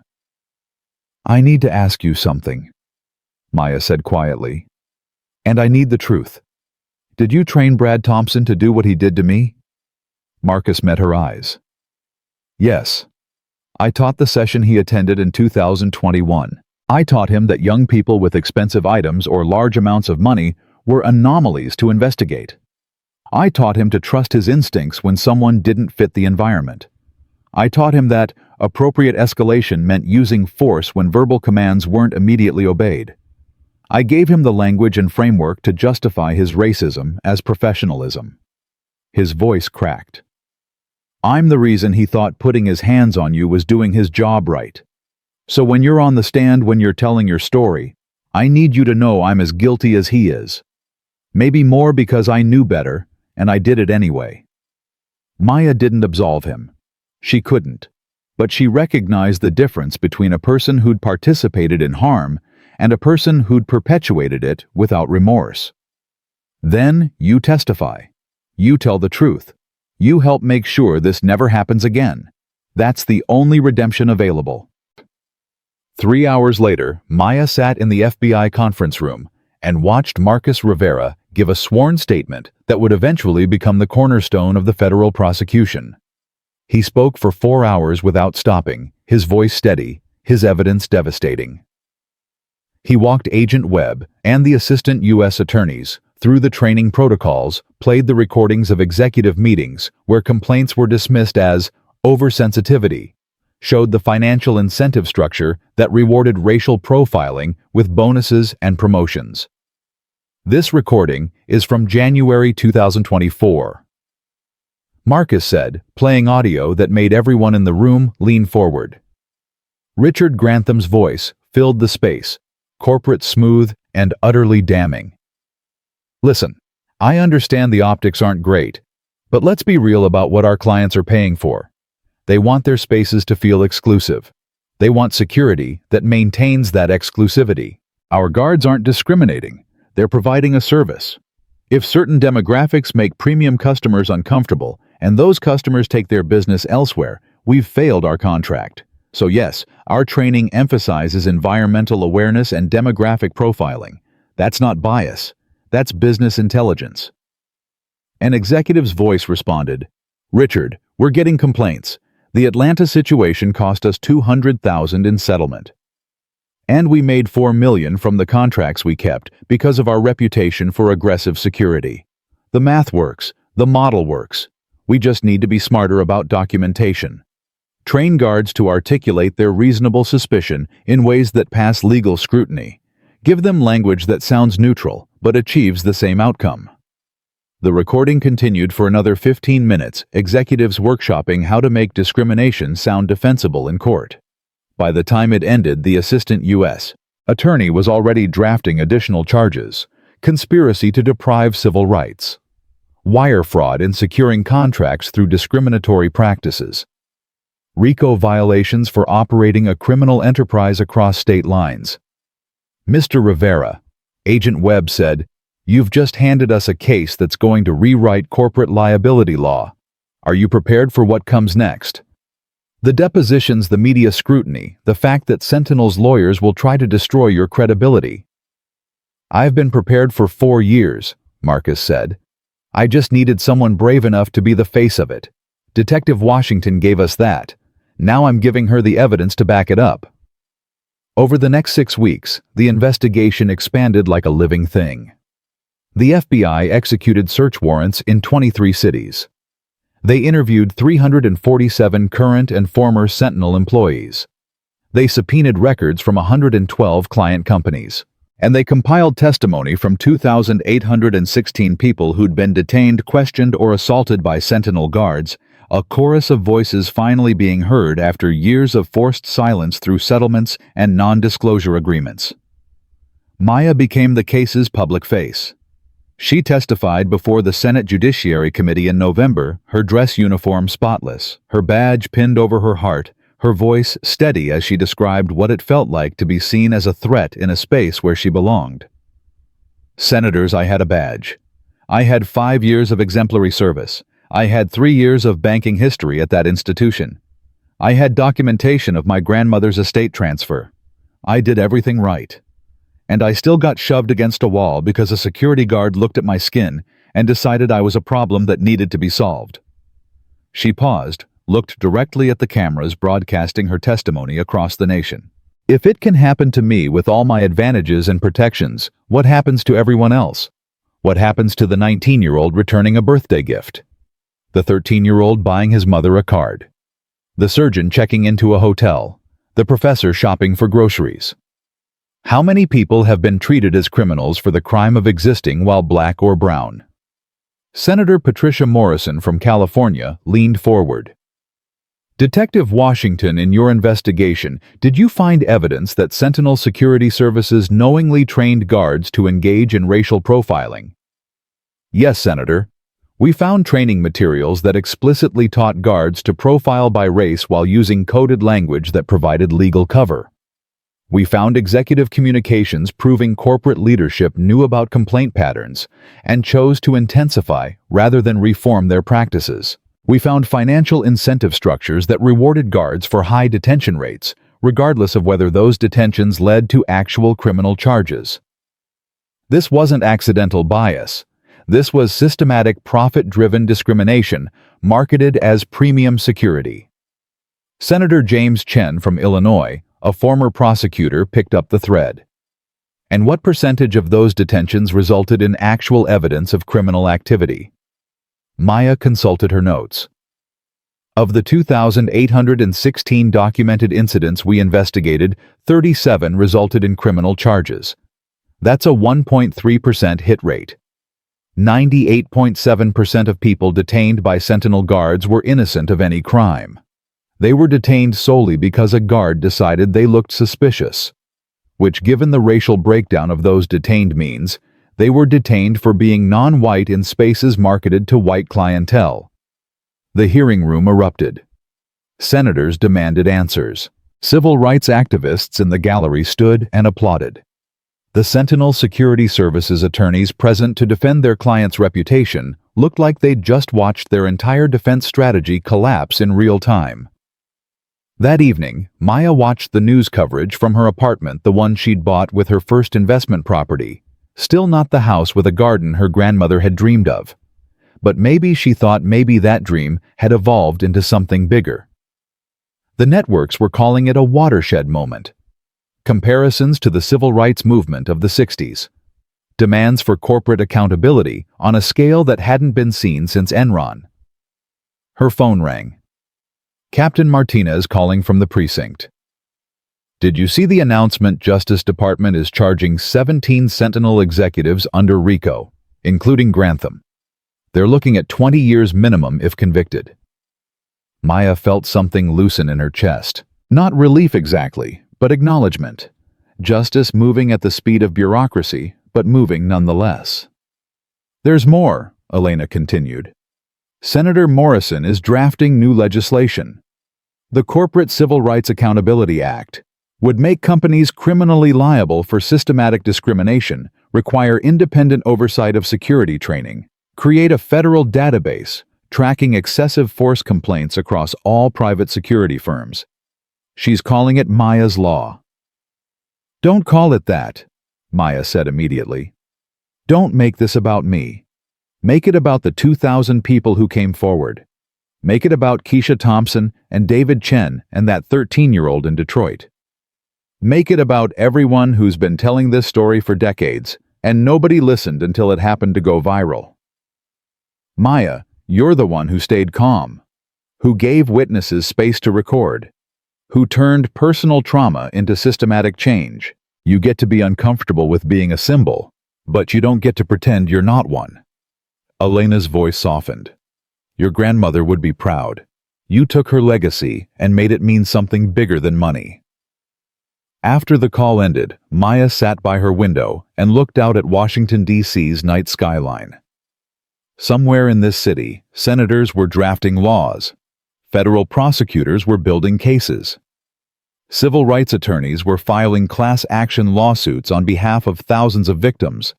And it had all started because she'd walked into a bank to deposit a check, and 12 strangers decided her dignity mattered enough to record its violation. Her laptop chimed with an email notification. The subject line read, "Thank you from Atlanta." Maya opened it. Detective Washington, you don't know me, but I know you. I'm a high school teacher in Atlanta. Last week I showed your Senate testimony to my students, mostly black and brown kids, who've spent their lives being followed in stores, questioned in banks, treated like threats in spaces where they have every right to be. After watching you testify, a girl raised her hand. She's 15. She said, "Miss Rodriguez, I always thought it was just me. I thought I was doing something wrong. I didn't know it was happening to everyone. Your testimony gave my students language for their experiences. It gave them permission to be angry. It gave them hope that maybe finally someone was listening. So thank you for staying calm when you had every right to rage, for turning pain into power, for showing my kids what justice looks like when it's pursued with both courage and strategy." Maya read the email 3 times. Then she opened a new document and started writing not a police report or a legal brief, but a letter to her grandmother. "Dear Grandma Lorraine, your check bought more than a house. It bought a reckoning. 2 generations of your labor converted into evidence that a system was broken. I don't know if this is what you imagined when you told me to make something beautiful, but I think maybe you knew. Maybe you always knew that the real inheritance wasn't money, it was the responsibility to fight for a world where no one else's granddaughter has to prove her humanity in a bank lobby. I'm trying, Grandma. I'm trying to make you proud." 3 months later, on a January morning, cold enough to turn breath to vapor, Maya stood in federal district court and watched Brad Thompson's trial begin. He'd pleaded not guilty to assault and civil rights violations, his lawyer arguing that he'd been following company training and genuinely believed Maya was engaged in fraudulent activity. It was a defense that might have worked in a different era before 2,000 testimonies and Marcus Rivera's evidence and FBI raids exposed the rot. The prosecution played Mrs. Hartwell's video in open court. Every moment documented the grab, the shove the badge following Maya's calm instructions to call her captain. Then they played the Sentinel training videos side by side, showing how Brad's actions mirrored exactly what he'd been taught. The parallels were devastating. Ashley Thompson took the stand on day 3. She was 24 now, hadn't spoken to her father in 7 years, and her testimony was surgical in its precision. "My father used to say that certain people were naturally more violent, more criminal. He said he could spot them by how they walked, how they talked, what they wore. He said Sentinel understood this, that they trained guards to recognize threats that civilians were too naive to see. When I was 16, I asked him why he always seemed to stop black customers at the mall where he worked. He said, because they're statistically more likely to shoplift. I'm just following the data." That's what Sentinel taught him to call his racism, data-driven security. Brad's lawyer tried to discredit her testimony by suggesting family dysfunction created bias, but the jury wasn't buying it. Not when 17 other witnesses corroborated that Brad had a pattern of targeting minority customers. Not when Marcus Rivera testified that Brad had been a model student who'd internalized Sentinel's discriminatory training completely. Not when the forensic psychologist explained how institutional racism gives personal prejudice permission to flourish. On day 7, Maya took the stand. She'd testified dozens of times as a detective, always as a witness to someone else's crime. This time she was both witness and victim, a duality that felt strange and exposing. The prosecutor walked her through every moment methodically, and Maya responded with the same professional precision she'd used describing any assault. "He grabbed your wrist with how much force?" "Enough to leave bruises that lasted 3 weeks. "And when you identified yourself as a police detective?" "He said, 'You tell me you're a detective.' Dismissive, like my badge was a prop." "What were you feeling in that moment?" Maya paused. This was the question that mattered, the one that made her human instead of just a case file. "I was angry, and I was tired. Tired of having to prove I belonged. Tired of being seen as suspicious until proven legitimate. Tired of knowing that even with a badge and a paycheck and perfect credit, I could still be treated like a criminal for the crime of being black in a bank." She looked directly at Brad Thompson, who couldn't meet her eyes. "But mostly I was sad. Sad that in 2025 I still had to have this experience. Sad that my grandmother cleaned houses for 50 years so I could afford dignity, and I still couldn't buy enough of it to keep someone from putting their hands on me." The courtroom was silent except for the sound of one juror crying quietly. Brad Thompson's lawyer made his closing argument about good faith mistakes and rigorous training and split-second decisions made under pressure. But the prosecution's closing was simple and devastating. "You've seen the videos. You've heard the testimony. You've learned about the training that taught Brad Thompson to see Detective Washington as a threat instead of a customer, a problem instead of a person. The question before you isn't whether an assault occurred that's documented from 12 angles. The question is whether we're going to hold people accountable when they act on prejudice disguised as professionalism. Your verdict sends a message about what we accept, what we excuse, what we're willing to call justice. The jury deliberated for 4 hours. When they returned, the forewoman stood and announced, "We find the defendant Brad Thompson guilty on all counts." Maya felt Elena's hand squeeze her shoulder. In the gallery behind her, Mrs. Hartwell was crying. Jennifer Chen looked like she'd been holding her breath for 3 months and could finally exhale. James Morrison nodded once, sharp and satisfied, already thinking about the civil suit he was preparing on Maya's behalf. Brad Thompson sat motionless as the judge scheduled sentencing for 6 weeks out. He'd face 3 to 5 years in prison, loss of his security license, and a lifetime of being the face of corporate-enabled racism. His career hadn't just ended. It had been publicly dissected as a cautionary tale about what happens when prejudice gets institutional permission. But Maya knew this was just one victory in a much larger war. The trial of the Sentinel executives wouldn't begin until spring. The Corporate Civil Rights Accountability Act was still being debated in Congress, facing opposition from business lobbies who argued it would create impossible liability standards. The civil class action lawsuit representing all 2,000-plus victims was mired in procedural motions. Justice was happening, but it was happening slowly, bureaucratically, imperfectly. Outside the courthouse, the press waited like a pack of hungry wolves. Maya stood on the steps, Captain Martinez on one side, Agent Webb on the other, and gave a statement that would be quoted in every major newspaper's coverage. Today's verdict isn't just about Brad Thompson. It's about every person who's been treated as suspicious for existing in their own skin. It's about every company that profits from discrimination disguised as security. It's about a system that taught one man his prejudice was professionalism, then left 2,000 people to deal with the consequences. Brad Thompson goes to prison today, but the work isn't finished. Not until every Sentinel executive faces justice.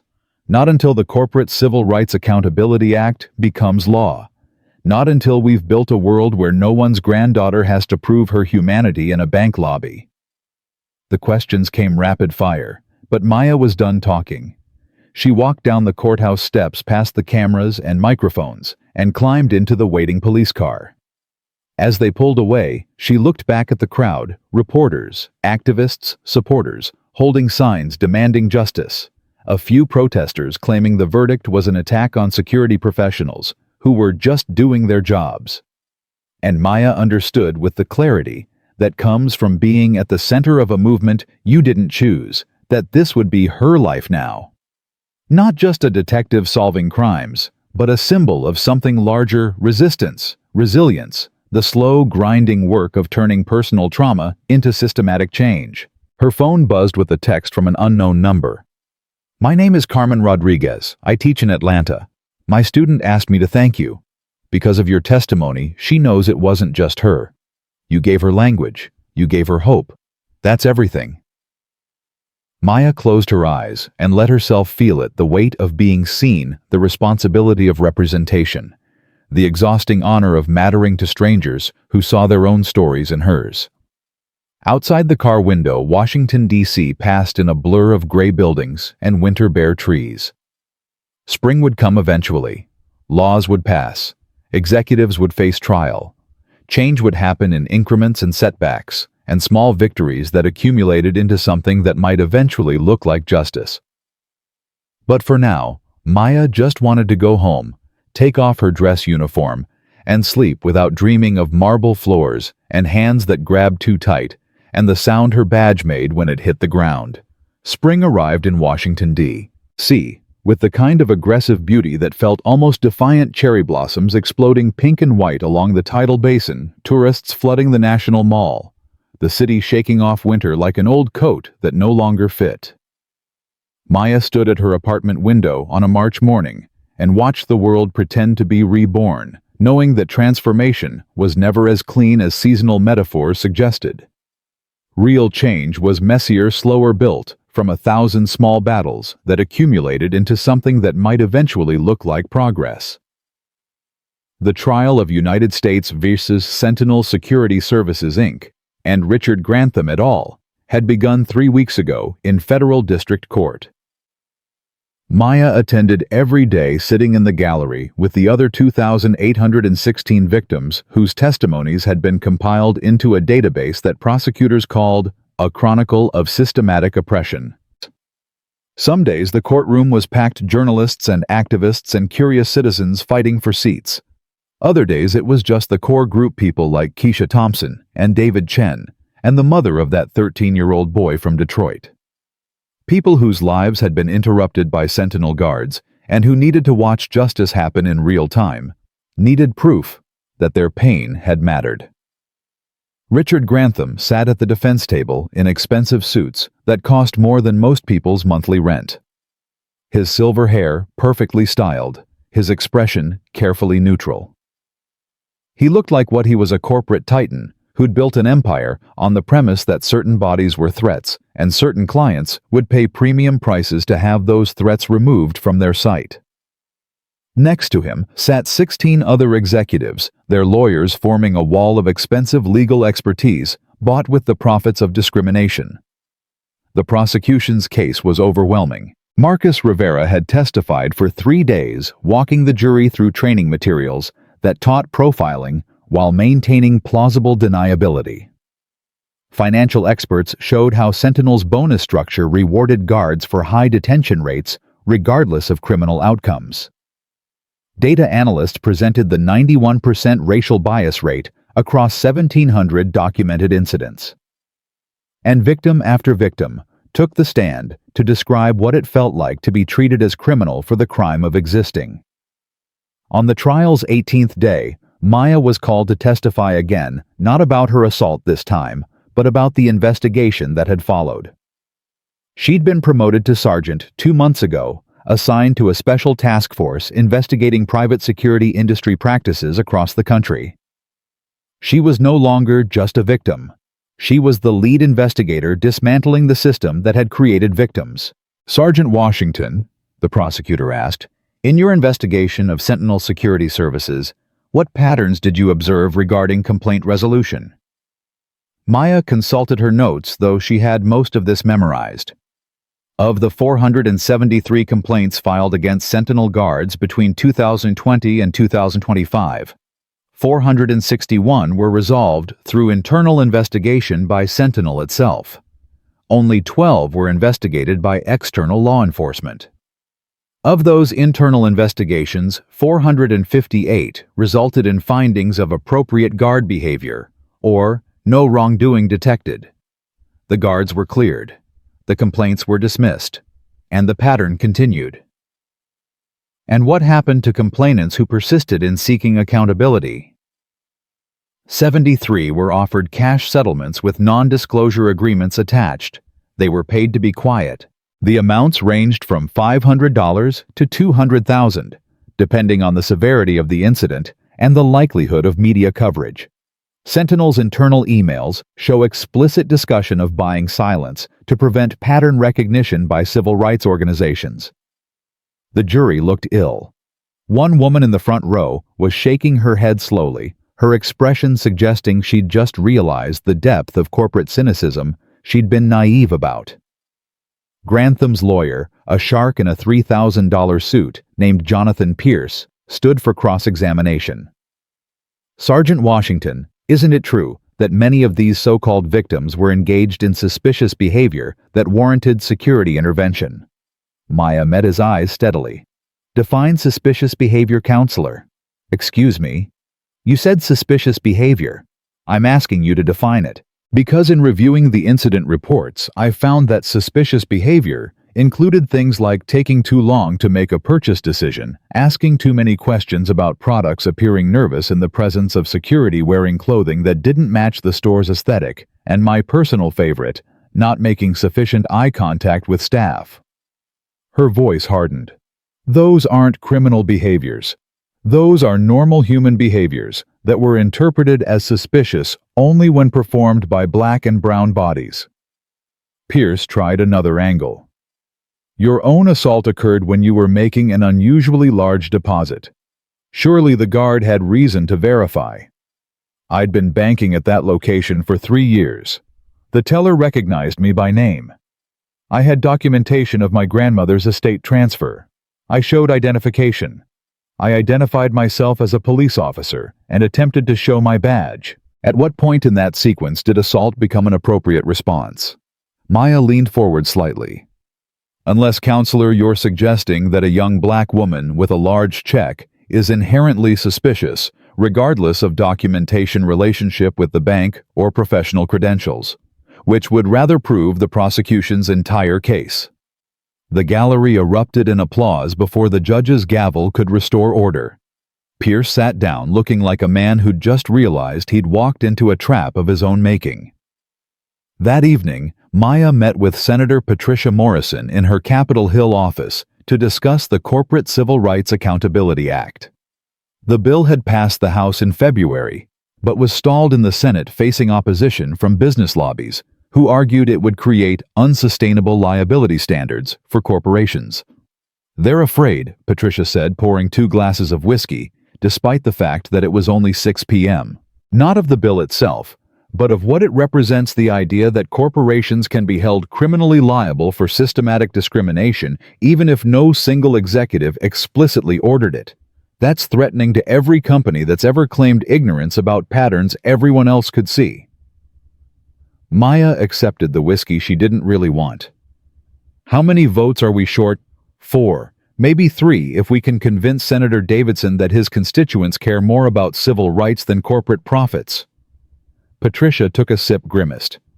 I need something that breaks through the political calculus, something that makes this personal instead of abstract. Maya thought about the 2,816 testimonies. About Keisha Thompson, 19 years old and strip-searched for the crime of returning a birthday gift. About that 13-year-old buying his mother a card. About David Chen's daughters, 7 and 9, watching their father get slammed against a car and learning that their skin made them targets in their own country. Let me testify again, Maya said. Not in committee where it's formal and distant, in the Senate chamber. Let me tell those 4 senators exactly what we're voting on. Put a face to the statistics. Patricia studied her. The opposition will use everything you say against you. They'll paint you as emotional biased, too close to the issue. They'll argue that one bad experience doesn't justify sweeping legislation. One bad experience? Maya's laugh was sharp. Senator, we documented 2,816 bad experiences. We proved systematic discrimination by a company that trained 17,000 guards across 43 states. We exposed executives who explicitly discussed using racial profiling as a business strategy. If that's not enough to justify legislation preventing other companies from doing the same thing, then what exactly does justice look like? Patricia smiled. That. Say exactly that. I'll arrange the testimony. 5 days later, Maya stood in the United States Senate chamber, her sergeant's uniform pressed to perfection, facing 96 senators who would decide whether her grandmother's legacy would become law. The gallery was packed. Mrs. Hartwell was there, and Jennifer Chen, and James Morrison, and Marcus Rivera, and dozens of other victims and witnesses who'd traveled to D.C. to watch this moment. Senator Morrison made the introduction. Colleagues, we've debated the Corporate Civil Rights Accountability Act for 4 months now. We've heard from legal scholars and business leaders and advocacy groups. Today I want you to hear from the person whose experience exposed a systematic failure that affected thousands of Americans. Sergeant Maya Washington, Metropolitan Police Department. Maya approached the podium. The chamber felt enormous, designed to make individual voices small. But she'd learned something in the 6 months since a security guard put his hands on her individual voices, amplified by witnesses and evidence, and refusal to stay silent could shake institutions that thought themselves unshakable.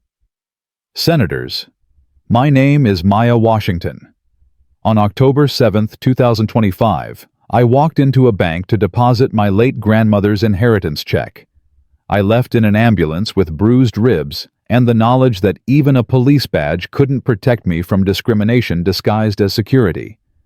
Today, I'm asking you to pass legislation that ensures what happened to me and to thousands of others becomes legally impossible for corporations to enable excuse or profit from.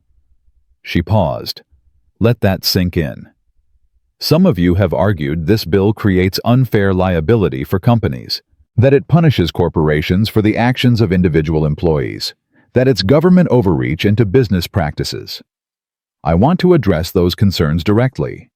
This bill doesn't punish companies for individual misconduct.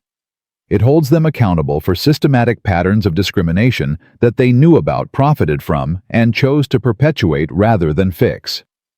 Maya pulled out her tablet and displayed data on the chamber's screens.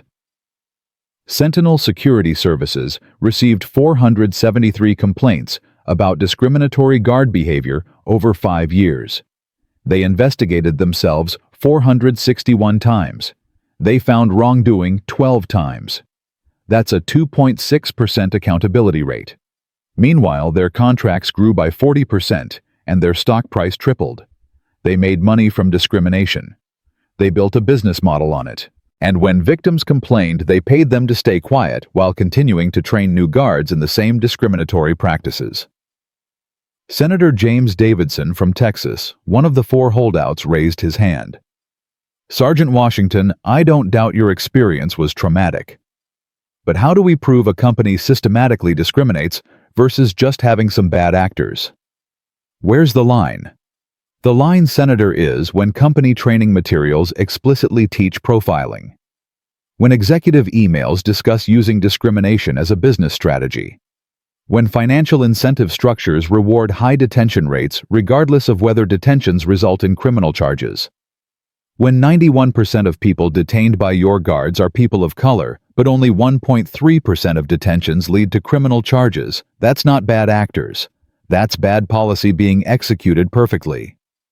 Another holdout Senator, Margaret Chen from Michigan, spoke up. But requiring independent oversight of training programs, mandatory reporting of complaint patterns, criminal liability for executives, won't that burden small businesses unfairly?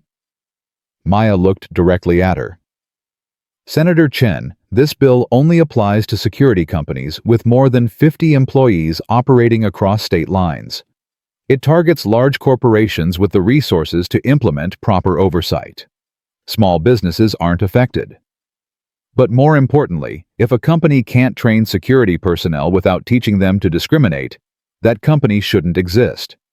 We don't exempt small businesses from health codes or safety regulations because compliance might be expensive. Why would we exempt them from civil rights protections? The chamber was silent. Maya could see senators doing the political calculus, weighing constituent pressure against lobby money principle, against pragmatism, the easy vote against the right one. My grandmother cleaned houses for 50 years, Maya said quietly. She saved every dollar she could because she wanted me to have opportunities she never did. She wanted me to walk into places like banks and stores and hotels without fear, without having to prove my humanity to some guard who'd been taught that people who look like me are problems to be solved. She died believing that world was coming. This bill doesn't create that world. Injustice is too deep, too old, too woven into our institutions for any single law to fix it. But it makes that world a little more possible. It says that corporations don't get to profit from our pain anymore. That systematic discrimination has systematic consequences. That my grandmother's legacy means something beyond the money she saved. Maya stepped back from the podium. Vote however your conscience directs, senators, but know that every victim of corporate-enabled discrimination will remember how you voted. Every parent trying to raise children who feel safe in their own skin will remember. Every person who's ever been treated as suspicious for existing will remember. History is watching. Choose accordingly. The applause started in the gallery and spread to the chamber floor, violating protocol, but impossible to suppress. Maya walked back through the aisle past senators who wouldn't meet her eyes, and others who nodded with something like respect, and took her seat next to Mrs. Hartwell, who squeezed her hand tight enough to hurt. "Your grandmother heard that," Eleanor whispered. "Every word." The vote came 3 days later. Maya watched from the gallery as Senator Morrison called for the roll. The early votes split predictably along party lines, but as they approached the crucial swing votes, the chamber fell silent. Senator Davidson voted yes. Senator Chen voted yes. One by one, the holdouts broke toward justice, swayed by constituent pressure and conscience, and the knowledge that Maya's testimony had made opposition politically toxic. The final tally was 63 to 37. The Corporate Civil Rights Accountability Act passed the Senate and went to the president's desk for signature. Maya felt Elena's hand on her shoulder. Her captain had taken personal time to be here for the vote, understanding that this moment transcended the precinct politics and case clearance rates that usually defined their relationship. "We did it," Elena said simply. "You did it." But Maya was thinking about the 37 senators who'd voted no, about the business lobbies already planning legal challenges about the implementation battles that would come next. Victory felt more complicated than she'd imagined, less a finish line than a checkpoint in a race that would outlast her lifetime. The trial verdict came 2 weeks later, on a rainy April morning, that matched the defendants' gray faces. The jury convicted Richard Grantham and 14 of his executives on all counts: conspiracy to deprive civil rights, wire fraud, RICO violations. The judge scheduled sentencing for June, but made clear that prison time was inevitable. This court finds that the defendants knowingly created, implemented, and profited from a systematic program of racial discrimination affecting thousands of victims across multiple states. The harm inflicted was not accidental, but intentional, not individual, but institutional. The sentences will reflect that gravity. Grantham showed no emotion. Even in defeat, he maintained the corporate composure that had served him for decades. But as he was led from the courtroom in handcuffs, Maya saw something flicker in his expression, not remorse, but calculation. Already thinking about appeals, about sentence reductions, about how to manage his legacy. Some people, she thought, never learned that accountability wasn't negotiable. Outside the courthouse, the press conference had become ritual. Maya stood with Agent Webb and Marcus Rivera and representatives from the 2,816 victims who'd made this prosecution possible. They took turns speaking, but the message was unified. This verdict didn't erase the trauma. It didn't undo the years of discrimination. But it established a precedent: corporations that profit from systematic discrimination would face criminal consequences, not just civil settlements swept under non-disclosure agreements. "Today justice happened," Maya said into the microphones. "Not perfect justice, not complete justice, but justice nonetheless. 17 executives face prison for treating human beings as problems to be removed from spaces where they had every right to be. And because of the Corporate Civil Rights Accountability Act, no other corporation can use the same playbook without facing the same consequences. That's legacy. That's change. That's what 2,000 people coming forward and 12 strangers with cameras and one grandmother's inheritance made possible." The questions came as always, but Maya had learned to recognize which ones deserved answers and which ones were just noise. She responded to serious inquiries about implementation timelines and enforcement mechanisms, ignored the attempts to get her to criticize specific senators or predict future cases, and ended the conference when a reporter asked how it felt to be the face of the movement. "I'm not the face of anything," Maya said firmly. "I'm one person who got assaulted and had the privilege of a badge witnesses and a police captain who believed me. There are thousands of faces to this movement, every person who's ever been profiled, every family who's had to teach their children how to behave around security to avoid being seen as threats, every witness who chose to record instead of ignore. They're the movement. I'm just the one who got enough cameras pointed at her that the story couldn't be buried." Summer arrived with the sentencing hearings. The judge gave Richard Grantham 18 years. The other executives received sentences ranging from 8 to 15 years. Sentinel Security Services declared bankruptcy, its assets seized to fund the victim compensation program that would eventually distribute over $300 million to people who'd been detained, assaulted, or discriminated against by company guards. The brand that had once represented premium security became synonymous with corporate-enabled racism, a cautionary tale studied in business schools and civil rights law courses. On August 12, 2026, exactly 10 months after Brad Thompson put his hands on Maya Washington in a bank lobby, President Sarah Mitchell signed the Corporate Civil Rights Accountability Act in a White House ceremony. Maya stood behind her along with Keisha Thompson and David Chen and Mrs. Hartwell and Marcus Rivera and a dozen other people whose stories had built the foundation for this law. The president's remarks were brief but pointed. For too long, corporations have hidden behind claims of ignorance when systematic discrimination occurred on their watch. They've paid settlements to silence victims while continuing practices that created more victims. They've treated civil rights violations as the cost of doing business rather than crimes demanding accountability. Today we say clearly that era ends. Companies that knowingly implement or profit from discriminatory practices will face criminal prosecution. Executives who enable systematic violations of civil rights will go to prison. And victims will have the tools to expose patterns that have been hidden for too long behind non-disclosure agreements and internal investigations. She turned and handed Maya the first pen used to sign the law. Sergeant Washington, your courage in that bank lobby, your composure under assault, your willingness to turn personal trauma into systematic change. That's why this law exists. Thank you for your service, not just to the Metropolitan Police Department, but to every American who's ever been treated as less than human because of the color of their skin. The crowd applauded. Cameras flashed. And Maya felt the weight of her grandmother's inheritance settle into something new. Not just money for a house with a garden, but a legacy of justice that would outlast them both. That evening, Maya drove to the cemetery where Grandma Lorraine was buried under a simple headstone that read, "Beloved mother and grandmother, her hands built dreams."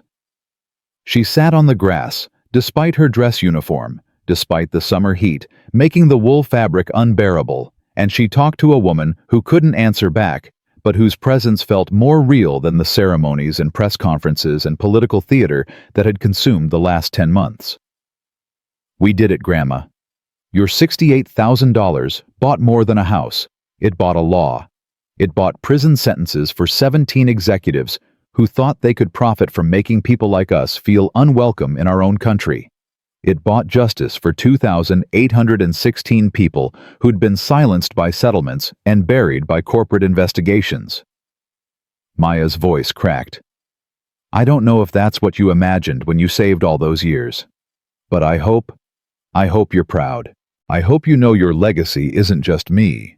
It's everyone who came forward, everyone who testified, everyone who recorded, everyone who chose to see injustice and refused to look away." She stayed until the cemetery closed at sunset, until the groundskeeper gently reminded her that visiting hours had ended.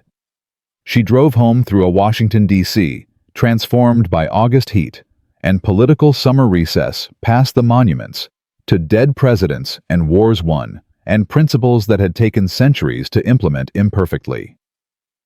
Her apartment felt different when she entered. Emptier somehow, despite being full of the same furniture, and books and pictures. It took Maya a moment to realize why she'd finally saved enough.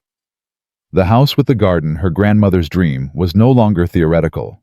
She could afford it now. The compensation from the civil suit against Sentinel, the book advance from the publisher who wanted her to write about the case, the speaking fees from universities and conferences. All of it accumulated into the ability to buy the house Grandma Lorraine had imagined. But Maya found herself hesitating. The house had been a symbol when it was impossible, representing everything her grandmother's generation had been denied: safety, stability, space to breathe without proving you belonged there. Now that it was achievable, Maya wondered if the symbol mattered less than the work that had made it possible. Her phone buzzed with a text from Captain Martinez. New case. Security guard at a department store in Baltimore detained a 12-year-old for suspicious behavior. Kid was shopping for school supplies with his mother's debit card. Store is trying to settle quietly. Mother wants to press charges but doesn't know how. Thought you might want to drive up there tomorrow. Show her what's possible when people refuse to be silent. Maya stared at the message. She could say no. She'd done her part. She'd testified, investigated, become the face of a movement she never asked to lead. She'd turned personal trauma into systematic change. She'd made her grandmother's legacy mean something beyond money. She could buy the house, retire from the spotlight, let other people fight the next battles. Or she could drive to Baltimore tomorrow and help a mother understand that her son's dignity mattered, that there were laws now protecting him, that the system Brad Thompson and Richard Grantham had built was being dismantled piece by people who refused to accept discrimination as the cost of existing in their own skin. Maya typed her response. I'll be there at 9 a.m. Tell her to document everything. Tell her she's not alone. Tell her there are 2,817 of us now, and we're not staying quiet anymore. She set down her phone and looked around her apartment, this temporary space that had never quite felt like home, because home wasn't a location. It was a feeling of safety her grandmother had never known, and Maya was fighting to build for a generation that came after her. Maybe the house with the garden could wait. Maybe some legacies were built not in single grand gestures, but in 1,000 small acts of showing up, speaking up, refusing to let injustice become normal just because it was common. Maya opened her laptop and started typing a new report, not for the police department this time, but for the nonprofit she'd founded to help victims of security industry discrimination navigate the legal system created by the Corporate Civil Rights Accountability Act. The work was endless. The opposition was relentless. The victories were incremental and imperfect. But 5 years ago, 12 strangers in a bank lobby had decided that her dignity was worth recording. They'd pulled out their phones and witnessed when it would have been easier to ignore. And that choice, that simple, powerful choice to see injustice and document it, had created ripples that became waves, that became laws that would protect people neither Maya nor her grandmother would ever meet. The house could wait. The garden could wait. There was work to do, battles to fight. Mothers in Baltimore, who needed to know their children's trauma, mattered. That justice was possible. That change happened when enough people decided the cost of silence was higher than the comfort of looking away.